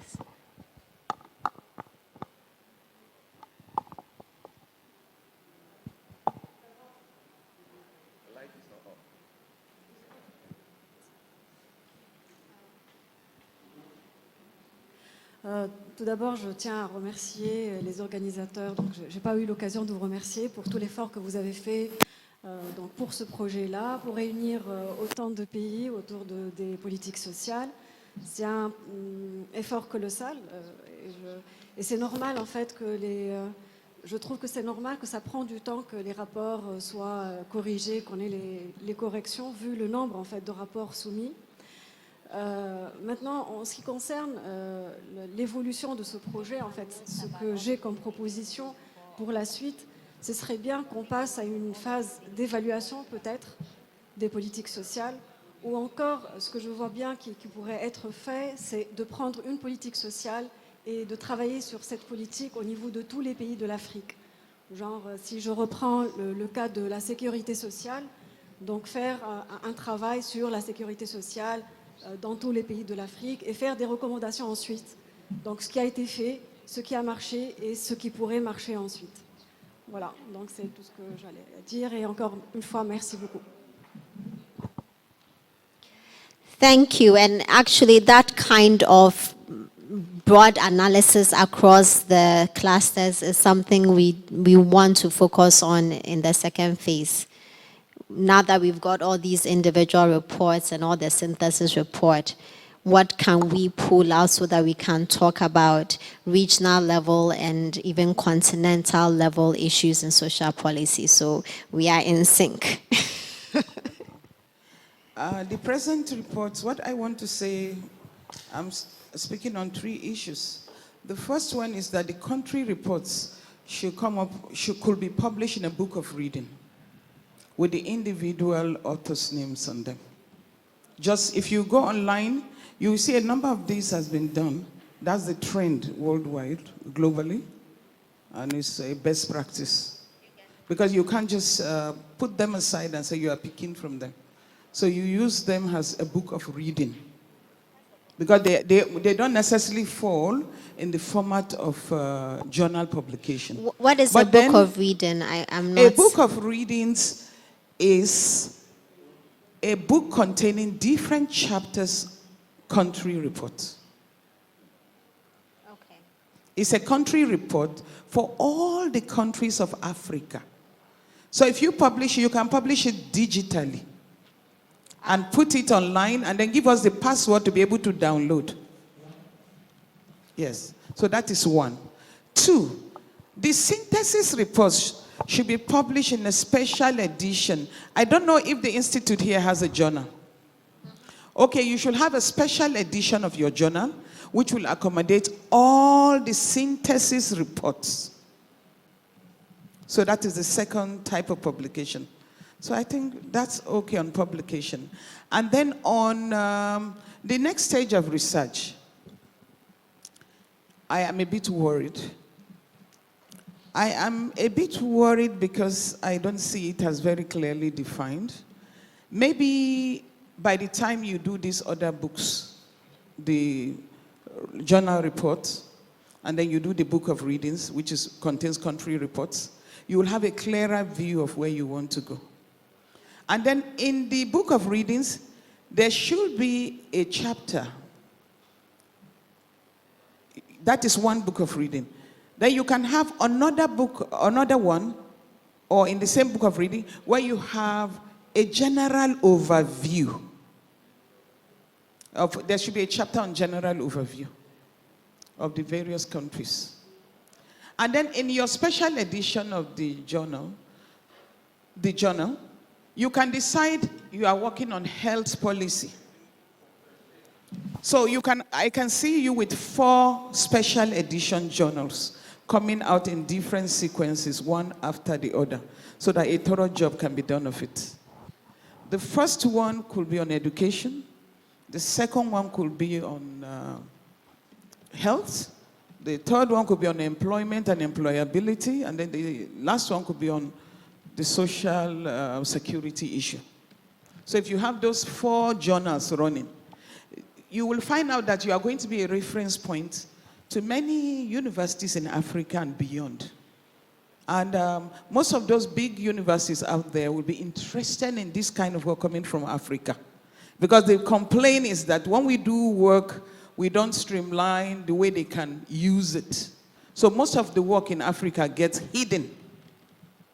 It's not available to the rest of the world. And the reason is because, and then when we try to make ourselves available, we just come up as open publication.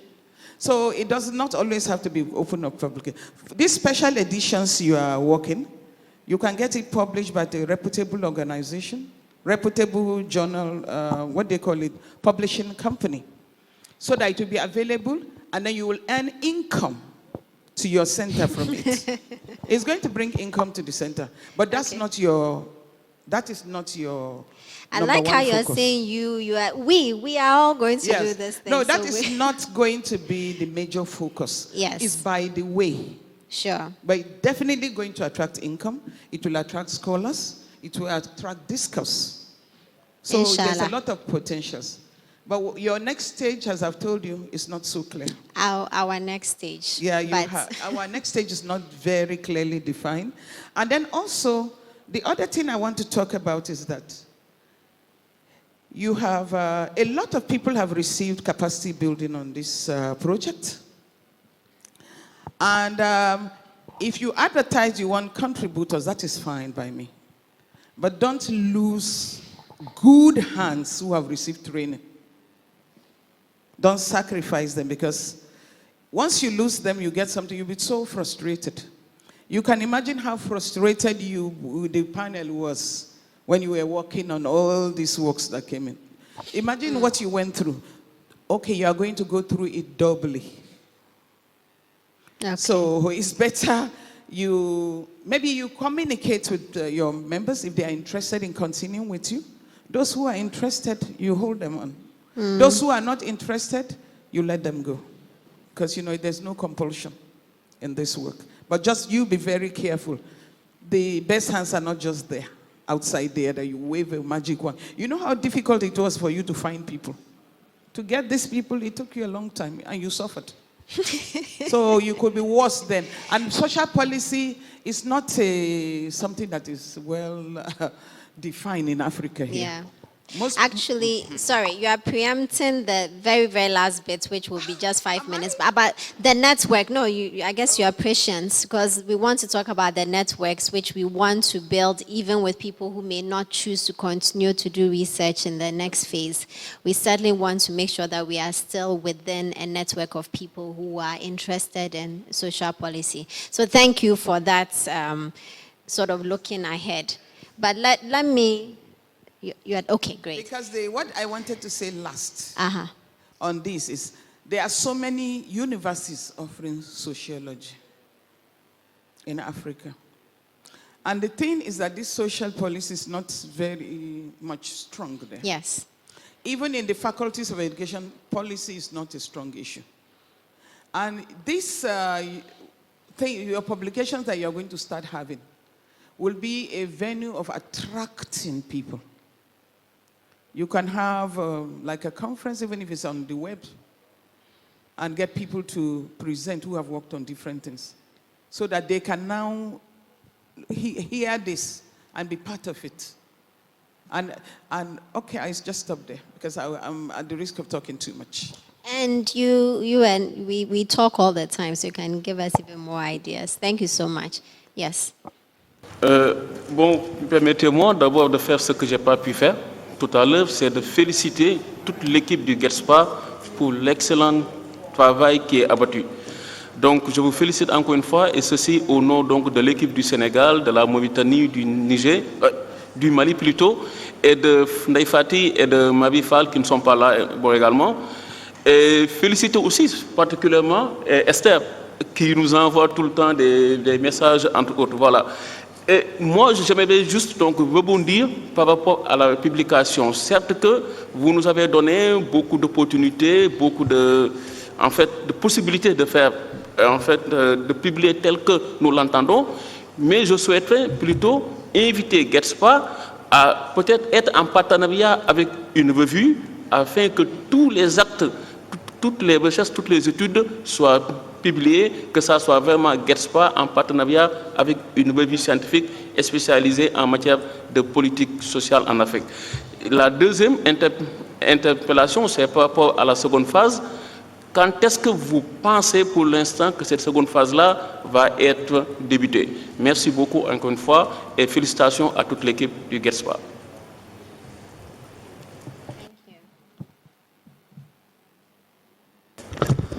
Ok, merci. Je voudrais continuer dans l'idée de Adama. Notamment, on pourra essayer de faire, par exemple, un numéro spécial dans une revue. Par exemple, je pense à la revue Social Global Policy, qui publie beaucoup de travaux sur les politiques sociales. Si on négocie avec eux, ils pourront peut-être nous permettre d'avoir un numéro spécial GETSPA. Et je pense que ça serait intéressant. Et je voulais aussi qu'on puisse vraiment continuer la réflexion sur la mise en place du réseau d'Afrique sur les politiques sociales. Parce qu'à ma connaissance, je pense que ça n'existe pas encore. Et si on arrivait à le faire, ça serait une très bonne chose. Merci.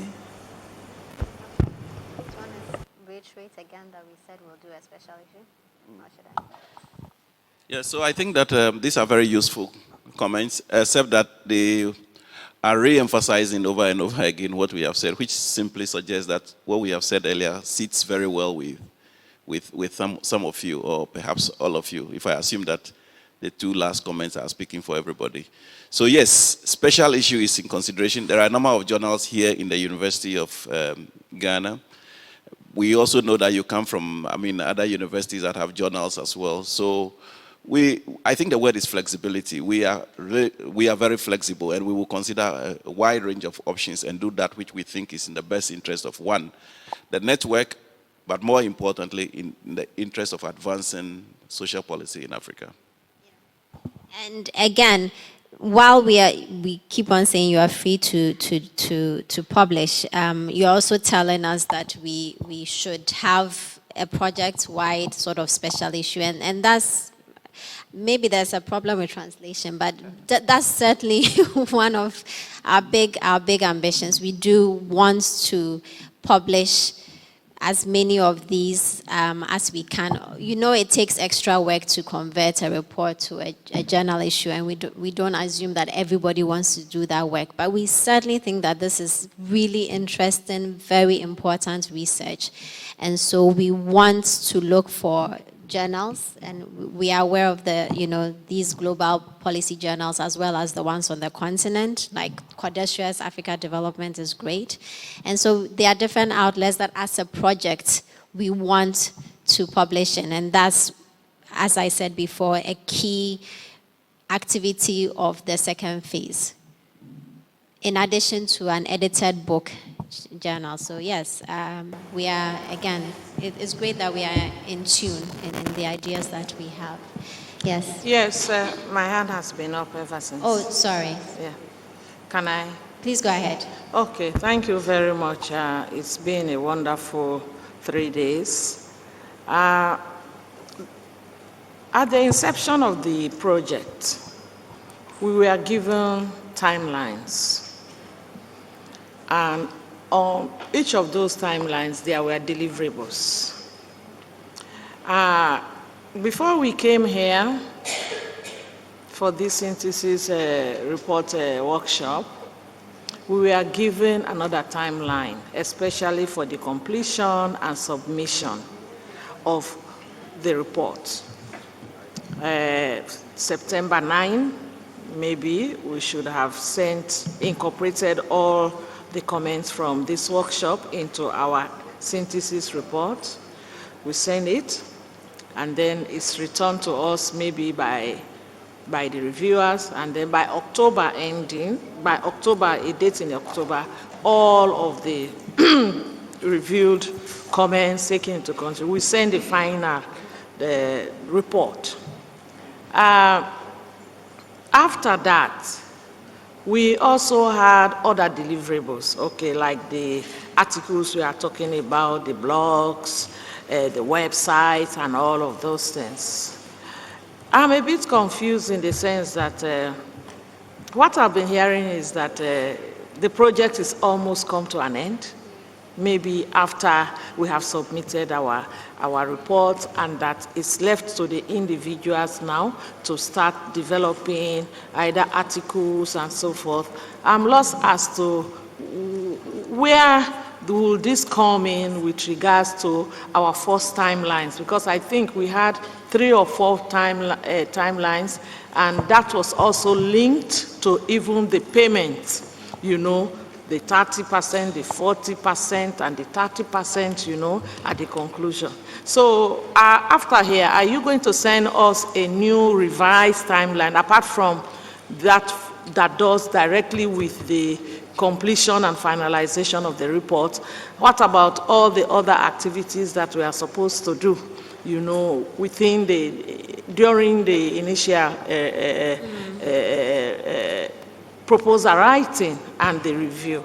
So we really need to be very clear living here, on what is expected. Maybe you have said it, but maybe I couldn't understand. We can. Yeah, so we need that clarification when we live here. It's important. Thank you. Thank you, Bernadette. So yes, people mentioned flexibility, and we've had to be flexible. One, because of some of our own internal processes, like the reviews, which took an inordinately long time because of the difficulty of finding experts who could give substantive comments. And some of it also because of researchers unable to meet timelines for different reasons. We are not in any moral high ground to criticize people for that, because we are academics ourselves and we know how overworked we are. So we've had to readjust timelines precisely because people have not been able to deliver on time. Some clusters have been able to do better than others. Now, the project was always envisioned as a multi-year project, but for funding, what's the word? The funding has been done in stages because no funder is going to commit themselves to, well, at least this funder did not want to or could not commit itself to 3 or 5 years. Wanted to make sure that the first year was done properly, that it was also a project that they could continue to fund. Also remember that Open Society is going through restructuring of its own. So in our minds, when we put together the project and the way we discussed it with the funders is that we hope for it to be a project that lasts at least 3 years.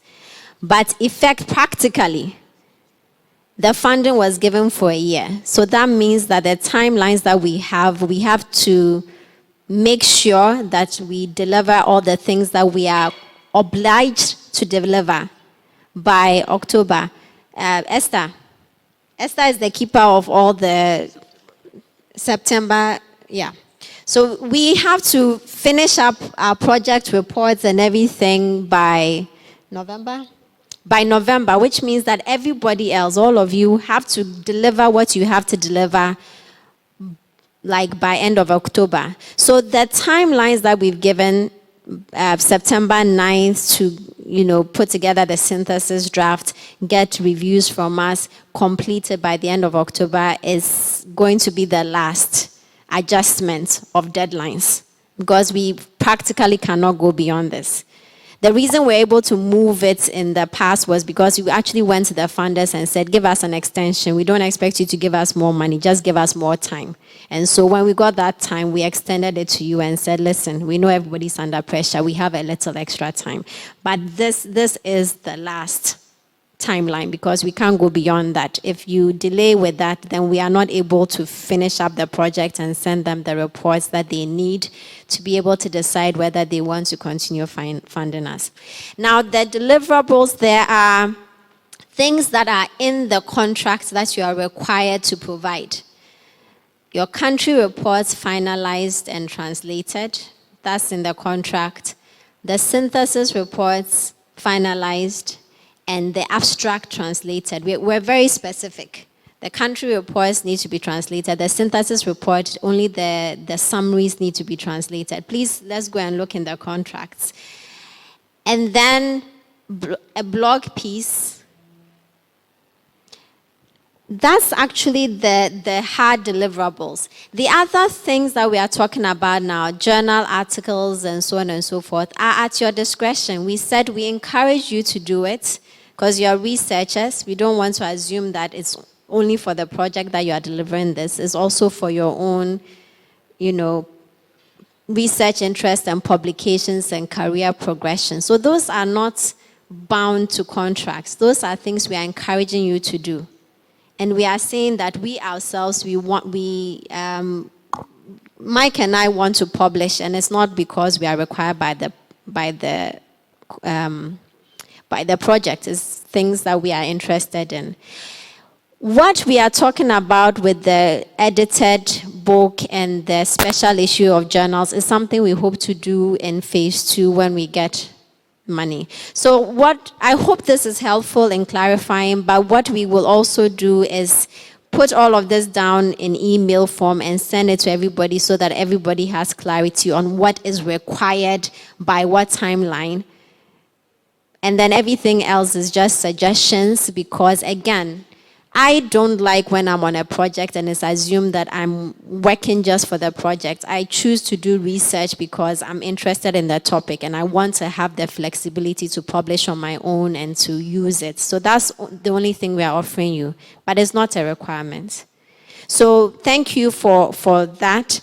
We will make sure that we send emails to everybody with the final timelines and the requirements. And I would like to repeat again, the requirements are your finalized and translated country reports, your finalized synthesis report with the summary translated, a blog piece, and you're also required to do your dissemination events within your countries and policy briefs, right?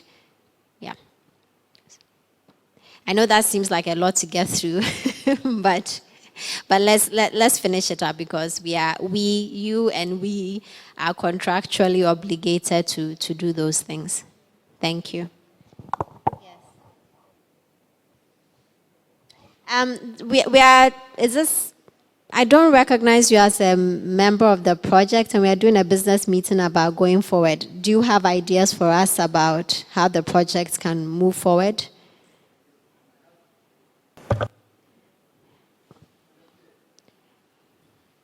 Turn on the... Hello. Yeah, Yes. Madam Chair. I have a little bit proposals to top it up. One, as GETSPA research undertaken focusing on policy initiatives to help transform the program or activities with the ultimate aim of improving the livelihoods of the citizens, how do the project collaborate with policymakers to get this fine social policy research document implemented by state institutions like the Department of Social Welfare, Department of Children, the Department of Community Development, with the ultimate aim of transforming women and children living under the poverty line, especially the aged persons. And the other issue too is what I would like to know if the research undertaken focused on sources of funding of increasing the pension payments, which is very low in most part of African countries.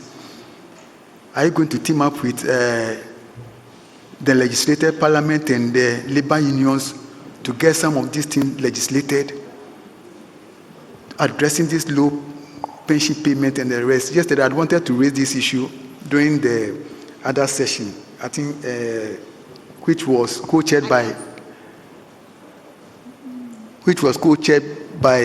Dr. Kpessa-Whyte, but I didn't get the opportunity. Okay, thank you. So these questions about how we can make sure that research is influencing policy is what we are thinking about for the next stage that we want to do. I think you didn't dwell in that area during the course of the research. Not for the first phase. The first phase was trying to understand what was going on, and the next phase is trying to influence the situation as it is. Okay. Thank you very much, Madam Chair. Thank you. And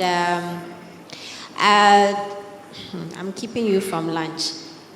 But if we can do the next 5 minutes, because this was really important to us, and it's related to the comment that the gentleman just raised and what Howard was saying earlier about networks. So, as you know, a big part of phase 1 was the networking, and it's something we are carrying into phase 2.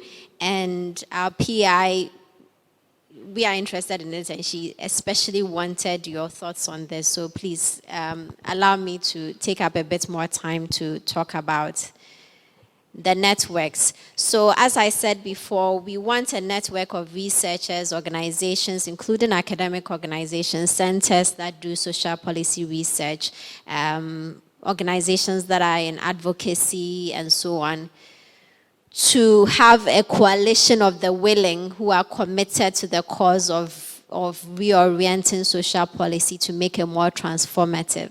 And the question that we had is ideas about how we go about it, what that might look like, what activities people will be involved in. Remember that this will be a wide network of people beyond us.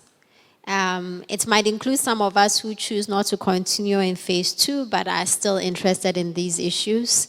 And so we just wanted some thoughts of how that might happen. I know that networks are difficult to put together and even more difficult to sustain, especially if you don't have ways of engaging with people. And this is going to be continent-wide. It might not be people who see each other.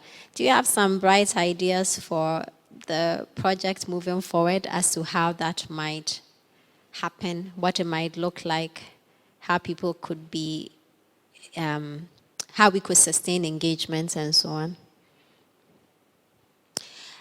The incentive is if you give me some good ideas, then you go straight to lunch. That's the motivation. I know you are tired now, but if you help me out here, then yes. So I'll, just for the camera work, we'll go this way. So we'll start with Kamaliza, go to Wangui, Usman, and then Bernadette. My experience with other networks has been that we need regular meetings. So I wouldn't say, some networks have monthly meetings. I think that would be too much, but for such a large network. But if we had once in every semester, and I think that our kind of workshops in which we have a focus for the meeting, either it's something that has come out or something that someone in the network that wants to share something successful, this would be a good way. Also, that we are clear on the purpose of the network. What is it that we intend to do with the network, and what is the agenda there is a general agenda of advancing, but as a network, how are we going to go about it? I think it was already mentioned how, we could reflect and use the network as a pool to see across similar experiences maybe, or future work, but that can be discussed within the network. Another thing from networks that has been a good experience for me is to pool the knowledge of what are the resources that the members of the network kind of reach to do their work. So not just knowledge creation, but also resource ability. So across the network, collaborating and engaging in projects together. So that would be. Thank you. You've definitely earned your lunch. Yes. Please. Donc, merci beaucoup. Ce matin, j'avais émis l'idée selon laquelle il faut prévoir les publications. C'est une bonne idée qui a été d'ailleurs répétée par un nombre important d'intervenants, y compris l'animatrice justement de cette séance. J'aurais préféré que, parce que si on veut faire une publication globale, ça serait un peu lourd. Je crois que j'aurais préféré que si les SIMPI, dans sa phase 2, pourraient mobiliser, bien sûr, je ne sais pas, des moyens pour que chaque groupe de pays puisse publier, bien sûr, leur production, c'est-à-dire leur projet ensemble. Ça peut faire l'objet d'un petit livre. Et autre élément très important que j'aimerais proposer, c'est aussi prévoir peut-être une revue, c'est-à-dire africaine, des politiques sociales genrées, qui pourrait voir, bien sûr, qui pourrait être, bien sûr, un espace de publication et de la promotion des recherches sur les politiques sociales genrées en Afrique. C'est également une deuxième proposition. Et troisième proposition, c'est peut-être aussi avoir peut-être un site ou bien un site géosphère, à titre d'exemple, où toutes les recherches pourraient être collectées et bien sûr et publiées justement sur ce site. Et ce site pourrait être accessible à tout le monde. Bien évidemment, c'est de cette manière que, bien évidemment, on pourrait contribuer à l'avancement de la recherche sur ces questions de politique sociale genrée en Afrique et bien évidemment à travers tout le continent, d'une façon générale. Merci beaucoup. Voilà. Merci. Okay, thank you. To say again that we do have a project website, except we haven't launched it yet. Partly because the outputs are not ready and we didn't want to put some reports up and not put others up. So there is a project website that is hosted within the University of Ghana, so it's a permanent website. We will put all the country reports and all the synthesis reports up there. We'll put the blog up there. We'll put the policy briefs up there. So we are hoping that it will be a resource for everybody. It's going to be organized by clusters. You can also search by country to look for specific, country reports. So yes, it's going to be up there. It's going to be open access. And everything else we are talking about, journals and so on, is additional to what we have to produce for the project. And yes, you are also free to publish as a cluster. Yes, thank you for giving me the opportunity.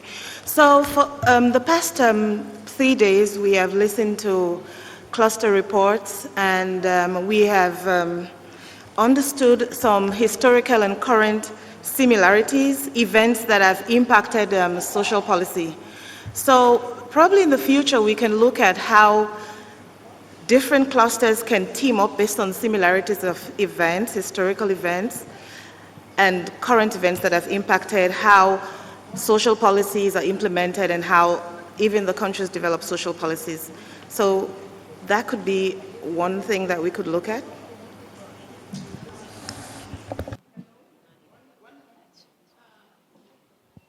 Yeah, it will be a missed opportunity if we live here without thinking of creating a network, because there is a huge pool of resources both in this room and all those that have since the inception of the project, have been part of this project. So that will be the nucleus of the network. Of course, with time, the network can grow.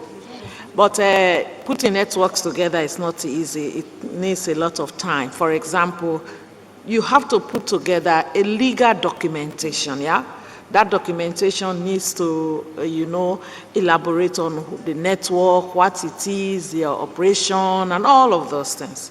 So I think that should be the first thing we should do, because that document is even going to help us, to sell the network to would-be funders. It's good that this morning we have engaged ADB, African Union, UNICEF, and there are much more that we can engage, because my experience with past network is some of them have traditional funders, based on how the objectives and aims of the network aligns with their own objective. So I think the starting point is we need to now take it from our head and put it on pen and paper and share it so that we agree that this will be our statute, this is our document, forming the network. I think that is the starting point. After that, we can now meet with prospective donors, and they can tell us what it is in place that this network starts. It is very good. There's huge resources here in this room that we need to take advantage of. I thank you.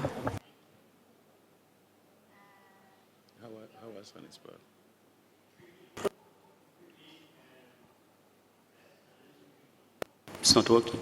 Okay, let me do it in French. Would you like me to do it in English? In French. J'y vais rapidement. En fait, je pense que c'est important d'avoir ce réseau. Il y a déjà tout ce qui a été développé en amont, me semble important. Le réseautage, il est important. Le réseautage nous permet d'être forts. Les traductions. Translation.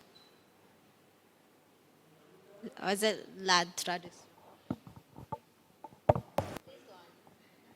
Je m'excuse, je disais donc que c'est important de mettre en place ce réseau-là et justement de profiter de nous tous qui sommes ici. Mais je pense que nous devons pouvoir aussi sortir un peu de ce cadre de chercheurs, de scientifiques et essayer un peu de faire connaître notre travail par ceux qui décident. Ce travail, c'est vrai, il est important pour nous, mais il est surtout important pour nos pays. Il faut qu'il soit mis en œuvre. Et mon avis était que nous puissions aussi réfléchir en tant que réseau à aller vers un programme ou mettre en place un programme de plaidoyer. Ce programme de plaidoyer peut concerner les instances sous-régionales, régionales, pourquoi pas internationales, mais également au niveau de nos pays.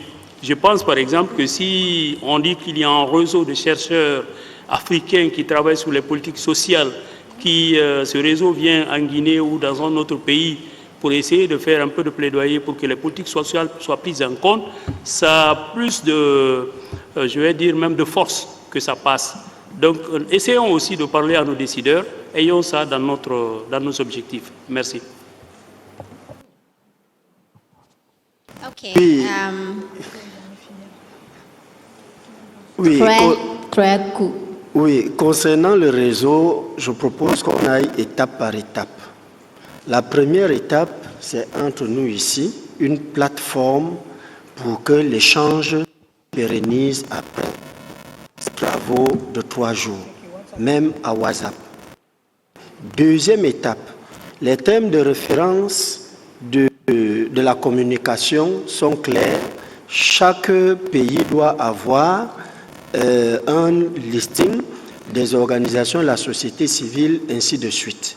Ça, c'est la deuxième étape de la mise en place de ces réseaux à partir normalement de novembre, quand tous les rapports sont faits, parce qu'on aura déjà la liste des organisations de la société civile, des institutions étatiques, ainsi de suite. Ça s'étoffe progressivement. L'année prochaine maintenant, on voit comment élargir aux autres universités. Cependant, la première intervenante a mis en exergue la nécessité des moyens, parce qu'il y a des actions à mener dans le cadre du réseau. Et tout à l'heure, Bernadette vient d'évoquer la nécessité des textes fondateurs, la vision et ce qu'on compte faire. Parce que lorsqu'on mobilise ces organisations de la société civile, il faut bien dire ce pourquoi et comment y arriver. D'autant plus que les organismes internationaux pouvant adhérer à l'appui de l'initiative aiment bien cette approche participative, comme nous avons suivi tout à l'heure. Okay, thank you. And as the camera is moving to the very last word, which should be really short, let me say that thank you for making the connection between what we are supposed to do in our countries and then the network. So as we reminded you, one of the outputs or activities that we are contractually obligated to do is to have that dissemination workshop.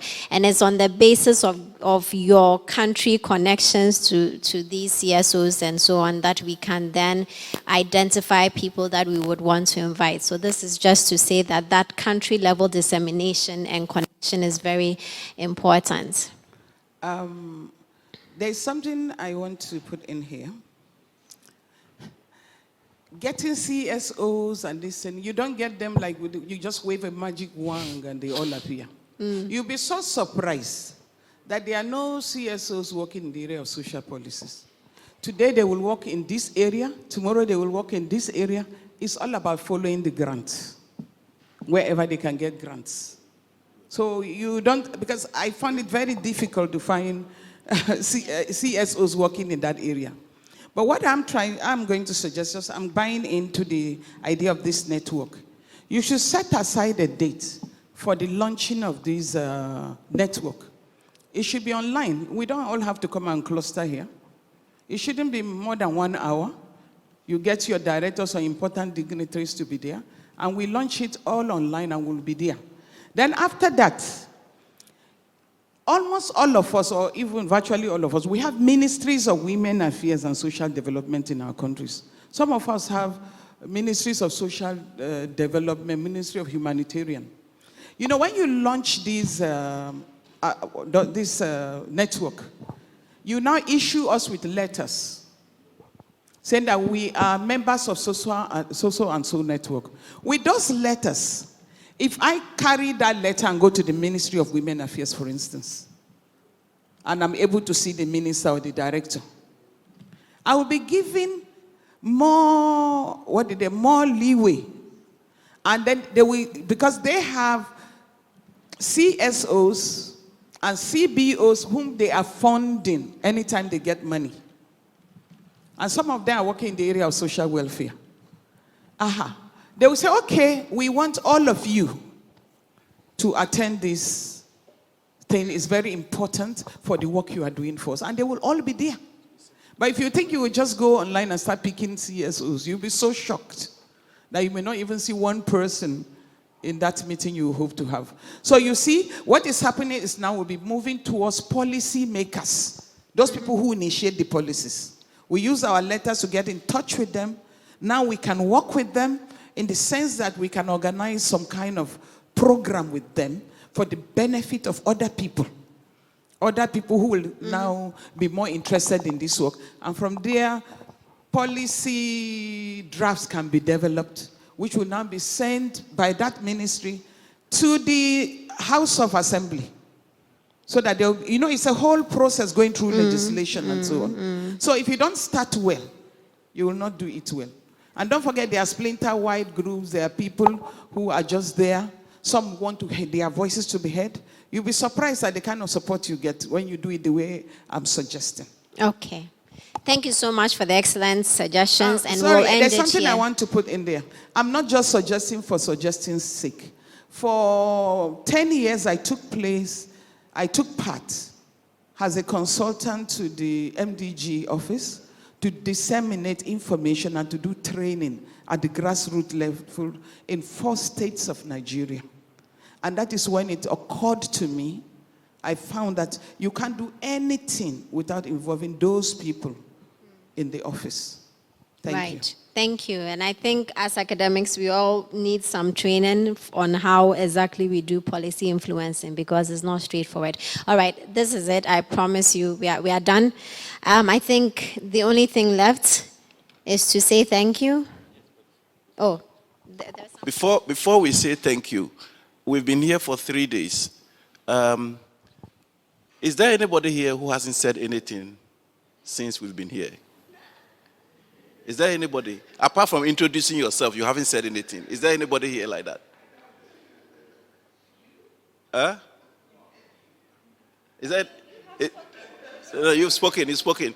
Apart from introducing yourself, is there anybody who has not done any intervention, said anything, or made any comments? Maybe you are shy or something? No, you have spoken. You have spoken. You have spoken. You have spoken. You haven't, have you?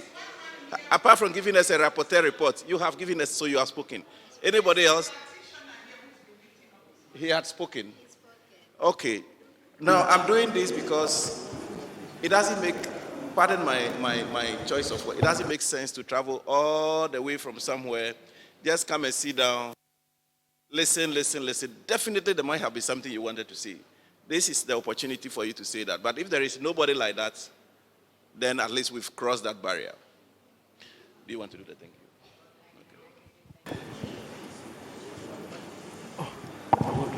I think if there is something that we can add about how you organize this, that it's also the quality of your organization, is that actually you made sure that people presented, took notes, mediated. So I think you gave the opportunity for everyone to be involved. So I think that is also a big plus. Thank you all. So I want to...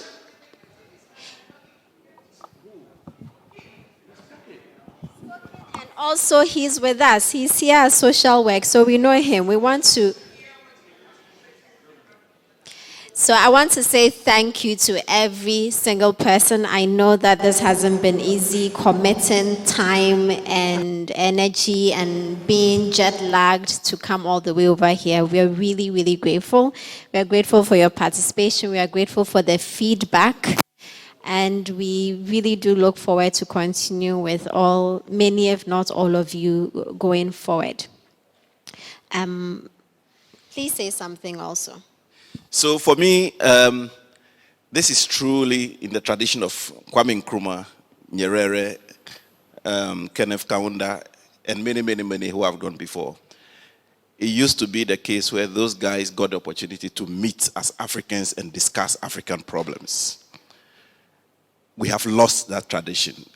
You know, a few years ago we did, the 60 years of the All Africa People's Conference. And I was wondering how ordinary farmers and ordinary individuals travel from the Congo to come to Ghana and attend those meetings. And why we are unable to do it.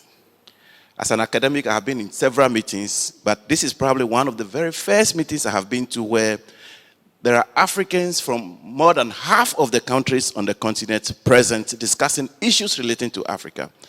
Your sacrifices and your dedication and your commitment to these projects is something we are very grateful for. And I sincerely, from the bottom of my heart, and I believe I'm speaking for Nana and also for Georgie, the Secretariat, we have a different tradition. We'll let you do a tradition for the Secretariat soon. That is Esther, when we talk about the Secretariat, Esther, William, and others. We are deeply grateful, and let us not kill this initiative. It will come with challenges. those who had gone before us, the Kwame Nkrumahs, Genereres, the Kaundes, may not have achieved exactly what they wanted because there is a sense in which they didn't carry the grassroots along enough. In each of our countries, people are affected by social problems on a daily basis. Let us rise above the research and connect with them and pull them along into this. And if we do and do very well, we would dissolve the borders. I was sad when our colleague here from, I believe, Cameroon, said when he was coming, he had to go to Abidjan and spend 9 hours before he eventually catches the flight to Ghana. How on earth can we be doing this? I mean, and I'm like, why don't you just, I mean, you couldn't even visit the airport. These are real challenges, but we can collapse them and make the continent much better for our children and their children if we are committed to doing so. So that one day, maybe just one day, it will be realized that it began in a section that perhaps nobody took very seriously. So thank you all very much. And on that note, may I say that for Esther and her team, I want all of us to give them a big round of applause for the work they did.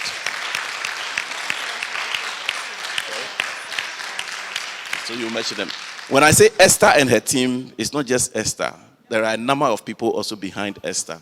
I'll leave it to Nana Akua to continue. Sure. We have our project manager who is also the administrator at the Institute of African Studies. I don't know whether he's here because he wears multiple hats. Is Mr. Asari here? Okay, he's been around. You may not have noticed him. He was very unobtrusive, but he rallied to the Institute of African Studies fellows. The people you saw ushering, the ones helping with lunch, these are all Mr. Asari's crew, William's crew. And so, for the record, because we are being recorded, we want to thank William so much for his role as project manager and for the resources of the Institute of African Studies that he brings along with him. Of course, with the permission of... Oh, there he is.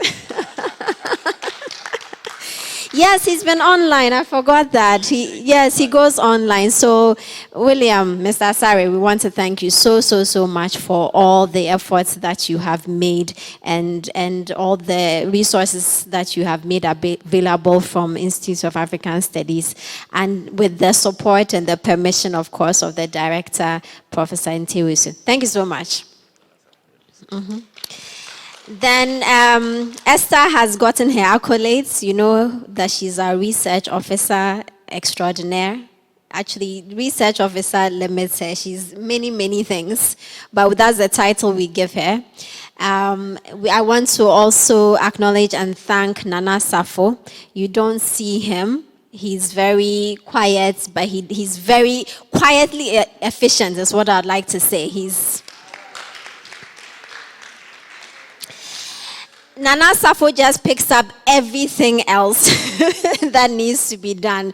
Basically, he's like a jack of all trades in the best sense of the word, that he's able to do everything. He's also the person who's been taking you to the hotel and doing tours. So you see, we can even in a pinch have him be a tour guide, and he does it. He's awesome, flexible, just willing and able to do whatever needs to be done to make sure that the project goes on. We have Vicentia Korte, who is our communications officer. Hey, Vicentia. She's the one who gives us our training on how to communicate with the media. She's the one who mobilizes the media to come here. We will share the publications that were put out in the newspapers because Vicentia got the media people here. She sometimes even writes some of the articles for them. So she and does flyers and basically just makes sure that the good work that we are doing within the project gets out there. So we thank Vicentia also. And then we've talked about how important it is for a Pan-African project. Oh, yes, I'm getting there. I'm on it. We've talked about how important for a Pan-African project it is that, we speak different languages and we are able to communicate across. So I want to give props to our translators and our interpreters. So that we have an in-house translator. So the person who makes sure that emails are translated into French is Jennifer. Jennifer is sitting at the end there.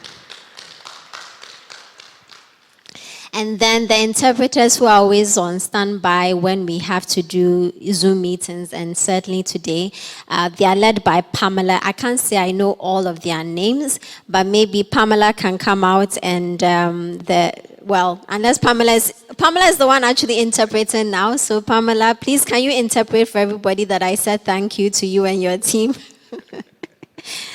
Thank you so much. So, and then these are not members of our team. I wish they were because they're extraordinary. But Chris, who is actually with the University of Ghana's Computing Service with the audiovisual unit. Have I got that right? Heads the audiovisual unit is the one who has been making sure that we can have live streaming and seamless transition from online presenters to physical presenters and all that. So Chris and everybody that came with Chris, we want to say thank you so much.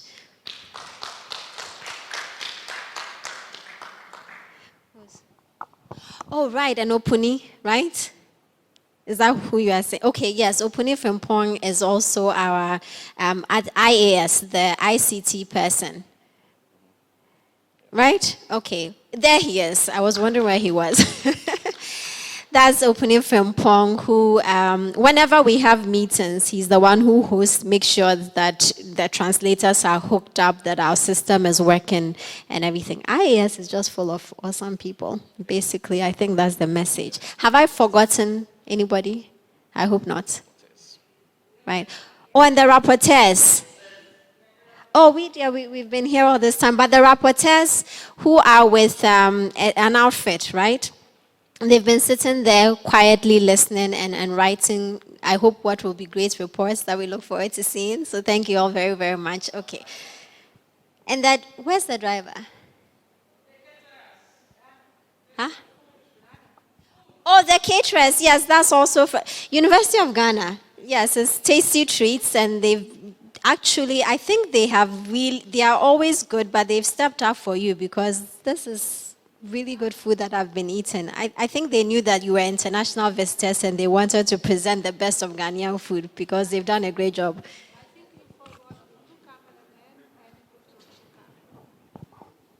The cameramen are actually with Chris, but the thanks will never end. The cameramen are with Chris. I want to say that, so we didn't forget them, but thank you so much. The venue, well, GETSPA paid for it, but we do want to acknowledge that the Institute of Statistical, Social and Economic Research, ISA, conference facility is awesome. It's amazing that I stumbled over the name because I'm a fellow of this institute. I hope it is being recorded. I hope my director doesn't see this. But yes, this is a great venue. And I guess we should thank the University of Ghana, the College of Humanities, and then the people who give us the money to do this, all the Open Society Foundation. I think I've covered everybody. I have covered everybody. And I know that you are all thinking about our principal investigator, Georgie Chikata, all this time. She's been online some of the time when she could make it, when she was able to.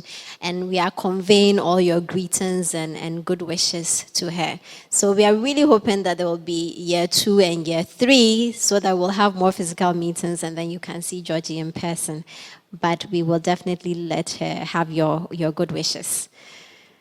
And then all the people who joined, see, so Georgie is online right now, that's evidence. And then all the people who joined online, we know that it's hard to be online when there's a physical meeting. It takes special commitment and effort. So I really want to thank everybody who was able to make it however long, including our technical team member, Ato Kwamena Onoma, who actually is in Canada. So the first day when he had to be on a panel, he was actually up at 4 a.m., which is, if that's not commitment, I don't know what is. Abna Odro is another member of our technical team who made a presentation, but she's also been online when she could be. And then various members of our advisory board, including, as we said, Jimi Adesina, he's been on board. And I just want to specially mention Fedline from the Mano River Union because she's really been present consistently online. There is a nice face. So I want to give a special shout out to you and everybody who was able to make it. Thank you. Thank you all. Have a good lunch. Oh, and you came to Ghana. This is the land of cocoa and gold. The gold is usually taken outside, but the cocoa we keep here. So we wanted to give you some Ghana chocolate to enjoy and to remind you of your time here. And we certainly hope that you come back again. So as you go out to lunch, maybe you can take a piece of chocolate. So Esther will be standing outside there. So after lunch, the bus is available for those of you who want to go to town. I assume that because the hotel is on the way to town, the bus will drop those of you who want to stop at the hotel and those of you who want to continue on.